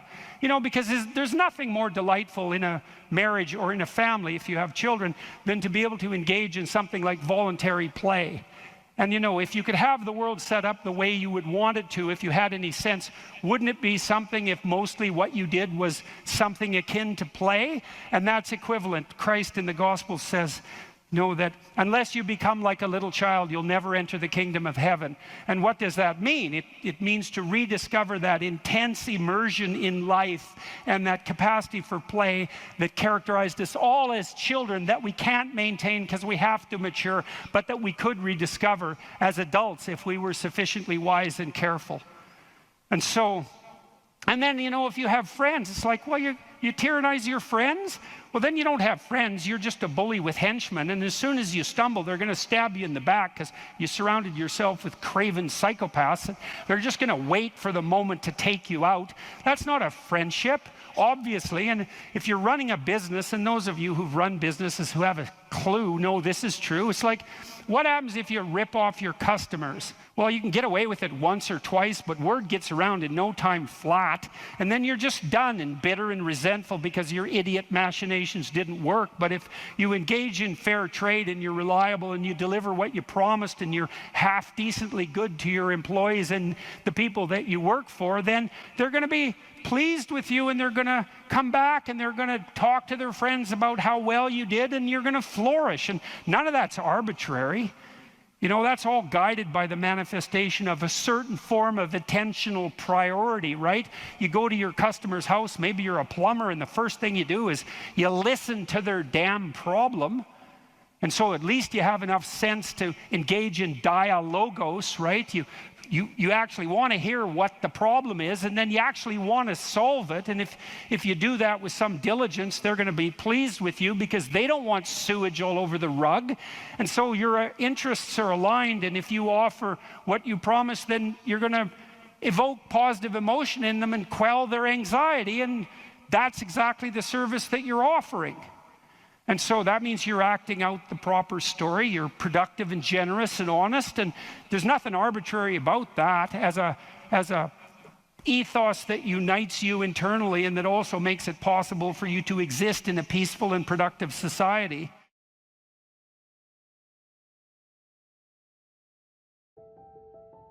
What emotion do you feel when you're going to approach someone you're very attracted to, and there's an extremely high probability that she's going to tell you to disappear? Right, exactly, absolutely, because it's a real judgment, right? We're going to see a movie called Crumb where you'll see this in great detail. But it's a real judgment. It's like the best judgment is, well, I don't mind your physical presence, but your genes should definitely not survive another generation. Right, and that's sort of generally translated into, I think we should just be friends. Right, you know, and you can blow that off, and people do, and you have to, because it's part of being polite and civilized. But, you know, let's make no mistake about it. There is no more fundamental judgment than that. So, paralysis. And there's no shortage of men, I mean, who are absolutely terrified of women. I mean, I've had many of them in my practice, you know. I had one guy, he was so terrified of women, he couldn't even talk to them on the phone. It's more common than you think. So, but it's generally manifested by men who no one cares about, so it's generally irrelevant. So, well, it's the case. It really is the case. I'm not kidding. They're low status men. You know, they're people that are generally regarded as losers, and there isn't anybody who really gives a damn about what happens to them one way or another, and there's a lot more men in that category than there are women. Women are in all sorts of, you know, social categories that cause them misery and distress, but that one seems to be predominantly male. One of the things I'm going to do when we talk about Freud is I'm going to show you this movie Crumb, which I just told you about, and it's a very rare thing because it shows you the world from the perspective of very intelligent male losers, and that's just not a perspective you ever see, because it's the winners that tell the stories about their life. It's like, who the hell cares about the life of a loser? But this movie is about a loser who became a winner, and, you know, almost as an act of revenge. And it's great. It's great examination of the Oedipal complex. Remarkable. Women select men. That makes them nature, because nature is what selects. And so, you know, you can say, well, it's only symbolic that women are nature. It is, not in some sense, is the gatekeeper to reproductive success, and you can't get more like nature than that. In fact, it's the very definition of nature. So, as I said, there are lots of reasons why these symbolic representations are set up the way they are. Alright, so that's the great mother, nature. The queen, the matrix. The matrix is something from which all things form. Same root word as matter, mother, all the same root word. The matriarch, the container, the cornucopia, the object to be fertilized, the source of all things, the fecund, the pregnant. There are more parts of the associational network. The strange, the emotional, the foreigner, the place of return and rest. The deep, the valley, the cleft, the cave, hell, death, and the grave. The moon, ruler of the night and the mysterious dark, and matter and the earth. So those aren't necessarily associated with femininity, but they're typically associated with femininity from a symbolic perspective. You know, so like generally, like a witch in a movie doesn't come riding out of the full bright sun at noon, right? That just doesn't happen because it doesn't make sense. It's a dark thing. And so if you saw that occurring in the light in a movie, you'd think, you know, what the hell's going on here? That doesn't make sense. And the reason it doesn't make sense is because it violates the complex, the symbolic complex. So those are female denizens of the underworld and hell. Very pleasant creatures. It's like Medusa with the head of snakes, you know. And if you ask, you know, why would a woman have a head of snakes in reference to a man? And that's really simple. I bet there are men here who know the answer to that. I don't know what you guys think about this, but I was pretty happy when I thought this up, and it took me a long time. So, if you think about the world in Darwinian terms, right, it's a struggle for survival and reproduction, which are basically the same thing. Survival is you, but reproduction is the survival of your genes. So it's a survival issue over very long spans of time. Okay, what do we call the selection mechanism? Right, natural selection, right? It's nature who does the selection. Okay, so let me tell you something that makes female humans different than female chimps. I mean, there's lots of things that do, but but here's an important one. If you look at which male in a chimp troop fathers most of the offspring, it's the dominant male. But the reason for that isn't because the female chimps sort of flock around the dominant male. Now that happens in other species, but it doesn't happen with chimps. What happens is the dominant male chases all the subordinate males away and will interfere with any sexual behavior they manifest. He'll chase them away. The females, though, are perfectly happy to mate with a subordinate male if they're in heat and they get the opportunity. So they go into heat, which is something that doesn't happen with female humans, and they really don't care who they mate with. Okay, female humans are much different than that. They're picky. So they're choosy. It's a big deal. It's a big deal that they're choosy. Women also seem to evaluate men for their fitness. Now, so, lots of men have no sexual partners and they have no children. That's not the case with women. Almost all women have one child or more. And it's a rare woman indeed who cannot find a sexual partner. Some of you undoubtedly have already experienced what it's like to be possessed by a particularly stupid idea. You know, so maybe you've grown out of one or two of the stupid ideas that possessed you, or maybe you're possessed by an attraction to someone you can't control, or you can't control your eating behavior, or you're a pushover when it comes to interpersonal interactions because you're too agreeable, or you fly off the handle and fight, and you know, none of this is really under your control. And so all of those things that manifest themselves not only in your behaviors but in your perceptions themselves, You know, they tend to take on embodied form and use you as the vehicle for their activity. So, you know, when you're thinking about something like anger, for example, think about how it works, because it's quite peculiar. What must someone generally do? How must someone generally act if you're going to be angry at them? They have to be irritating, right? You know, they have to provoke you in some way. Well, the mere fact that you perceive what they're doing as irritating or provoking doesn't ensure that anyone else would have thought about it, or that that's what they meant, or that that's what's happening. And my point is, it's very important to think about these complexes of ideas as subpersonalities, because otherwise you really don't get what they're like. If you're angry, if you have a proclivity towards anger, especially if it's an unthinking proclivity, anything that someone says might irritate you. And it isn't like they say something and you think about it and then you get irritated. It's like you perceive the person as irritating. You know, maybe it's just the way they hold their mouth or something. It can be very, very subtle. And you might say, well, it's not me, it's you. It's not that I'm irritated by you, it's that you're irritating. And that, you know, that's a very difficult thing to settle, because the reality is somewhere between the subjective and the objective, right? A lot of arguments that you'll have with people throughout your life are about exactly that. Are you irritating or am I oversensitive? It's like, well, you know, we're going to hash that out for a good long time before we figure it out. But the point is that if you're possessed by an emotional state or a motivational state or an idea or some kind of complex, you'll see the world through its eyes. And then the facts reveal themselves to you through the lens of that particular set of ideas. So it's a very frightening idea, because, you know, we like to think of ourselves as masters of our own house, which is completely clueless, because it's obvious if you watch yourself for like a month that you hardly ever do what you tell yourself to do, and you're liable to do all sorts of other things that you don't even want to do. You know, because you say, well, I'm going to go to the gym 3 times a week, and I'm not going to drink, you know, and maybe there's this person I'm not going to associate with, and then, you know, you don't go to the gym, and you find that person and you go out and drink with them, and you think, what the hell's going on, you know? But you're not the sort of person that will do what you say. And so, like, what sort of person are you? Well, that's a psychoanalytic question. It's a deep one, because you're a peculiar thing. And there's parts of you that are really, really, really old.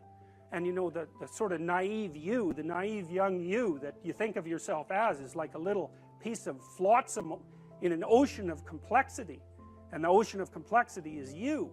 And part of diving down into the depths is to start to understand what it means to be human. And like, whatever that means, it's the one thing you can say about it for sure is that it's bloody peculiar. Well, one of the things that I think can be really useful, and this is also a skill that will serve you well for the rest of your life, is to start using a schedule, like a Gmail calendar, and schedule in studying time, for example. Now, so I've got some thoughts about using a schedule. People often don't like schedules because it's like developing your own tyrant. You know, it's, okay, well, here's a whole bunch of things I have to do tomorrow. That's my schedule, and I better stick with it, or I'm a bad person, I'm a failure. And that's not the right way to go about it, the scheduling. What you want to do with the schedule is design the day that you would like to have. Now, some of that's going to involve responsibilities that you have to live up to, or your life will get worse. Right? So, but I would say, if you're trying to start learning how to manage your school stress, is like, schedule in 10 minutes of homework. Maybe before you go to school in the morning, if you can get up. You probably can't, because teenagers have a hard time getting up in the morning. But start with 10 minutes. See if you can train yourself to sit down for 10 minutes after dinner, some regular time, and do 10 minutes of homework. And that's it. Put that in there as a goal. And then maybe if you've done your 10 minutes of homework, you can schedule in, I don't know, 15 minutes of playing a video game if you want, some sort of reward. But start figuring out how to organize your day so that you get to do the things that you want to do, and you do some of the things that you have to do in a manner that you think you could actually do, in a manner that would be sustainable across time. And that, like, the part of your brain that makes you anxious is really unhappy if you don't have a plan. And so one of the fastest ways to start to deal with too much negative emotion, too much stress-related negative emotion, is to make a plan and to make it concrete. And so I would say, and a schedule is an unbelievably useful way of doing that. And you think, in my mind, well, in your mind, well, why am I filling out this calendar for the week. And so I know what I'm doing so that I'm not anxious, so that I'm doing things I want to do so I have something to look forward to, and so that I'm doing things that I have to do so that my life doesn't go spiral downhill and make me more miserable and resentful and bitter. And so you can start to use a schedule as your friend, and like that'll take a year of practice to get good at. So if it doesn't work well in the first week, don't give up. Just keep doing it until you get yourself disciplined and they are able to stick more and more to your plans. And that will help you so much in your life, you just can't believe it. So what you want to do is chop up that overwhelming infinity into a set of manageable tasks. And you want to think, well, you know, some of those tasks might be like, well, maybe you could put some order into your room. You know, or maybe you could make your room a little bit more beautiful, or maybe you could think of one thing around the house that you could do that would actually be helpful, and you're doing that to improve your life. That's the point. You're not doing it because someone's shaking a stick at you and telling you that this is what you have to do if you're going to be a good person. That's not the point. And you also, with your schedule, you think, well, I'm going to design this schedule for someone I like. And that person that I'm designing the schedule for that I like is going to be me. And so it isn't the schedule of a slave master to a slave. It's a negotiated schedule that you arrange with yourself so that you can have a decent life. But it's a very powerful tool to have a calendar at your disposal. And if you can learn to use that young, just put a few things in it. Put in your classes, put in a few assignments, put in some things that you might want to do.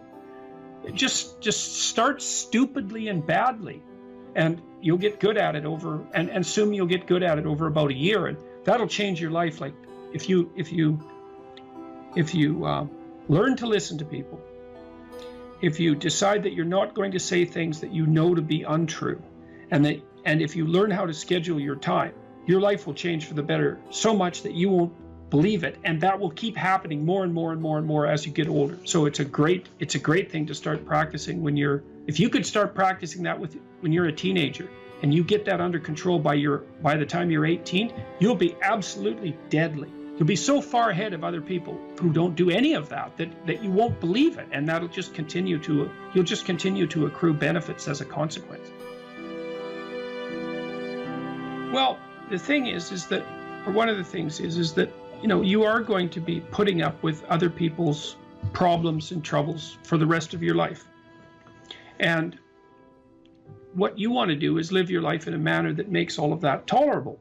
And so I would say, with the scheduling and with the attempt to speak honestly, and with the development of goals that are valuable to you, you're going to be occupied enough with your own life and see enough of the quality of that life so that you'll be able to tolerate a fair bit of noise and stress coming at you from other directions. And I would also say that the more that you put yourself together in the manner that we've already discussed, the better other people will treat you, and the less unnecessary suffering and distress that you're going to encounter. And I would say, and I'll close with this, I would say to your viewers, don't underestimate the utility of getting your act together. Another thing you can do is, and this is like deciding that you're going to stop saying things that you know not to be true. The other thing is, you could decide to stop doing things that you notice make you weak. And it's a game that you're playing with yourself. It's like you're out with your friends, you do something maybe because you think it'll make you popular, and you notice that makes you feel kind of subordinate and weak, and think, aha, I shouldn't do that again. I don't know exactly what it is that I did wrong, but it made me feel weak. It made me feel like I was coming apart at the seams. It's not the thing I should repeat. So you try to do things that make you stronger. You try to say things that make your speech more true and accurate. You try to aim at things that you think are worth attaining, and you get yourself disciplined and in order, and that will do. There's nothing else you can do in your life that will be of more benefit to you and to other people simultaneously. And if you could start that when you're a kid, man, I tell you, you'll be so far ahead. You'll be so far ahead by the time you're 18 or 19 that it'll be like you're in a different universe.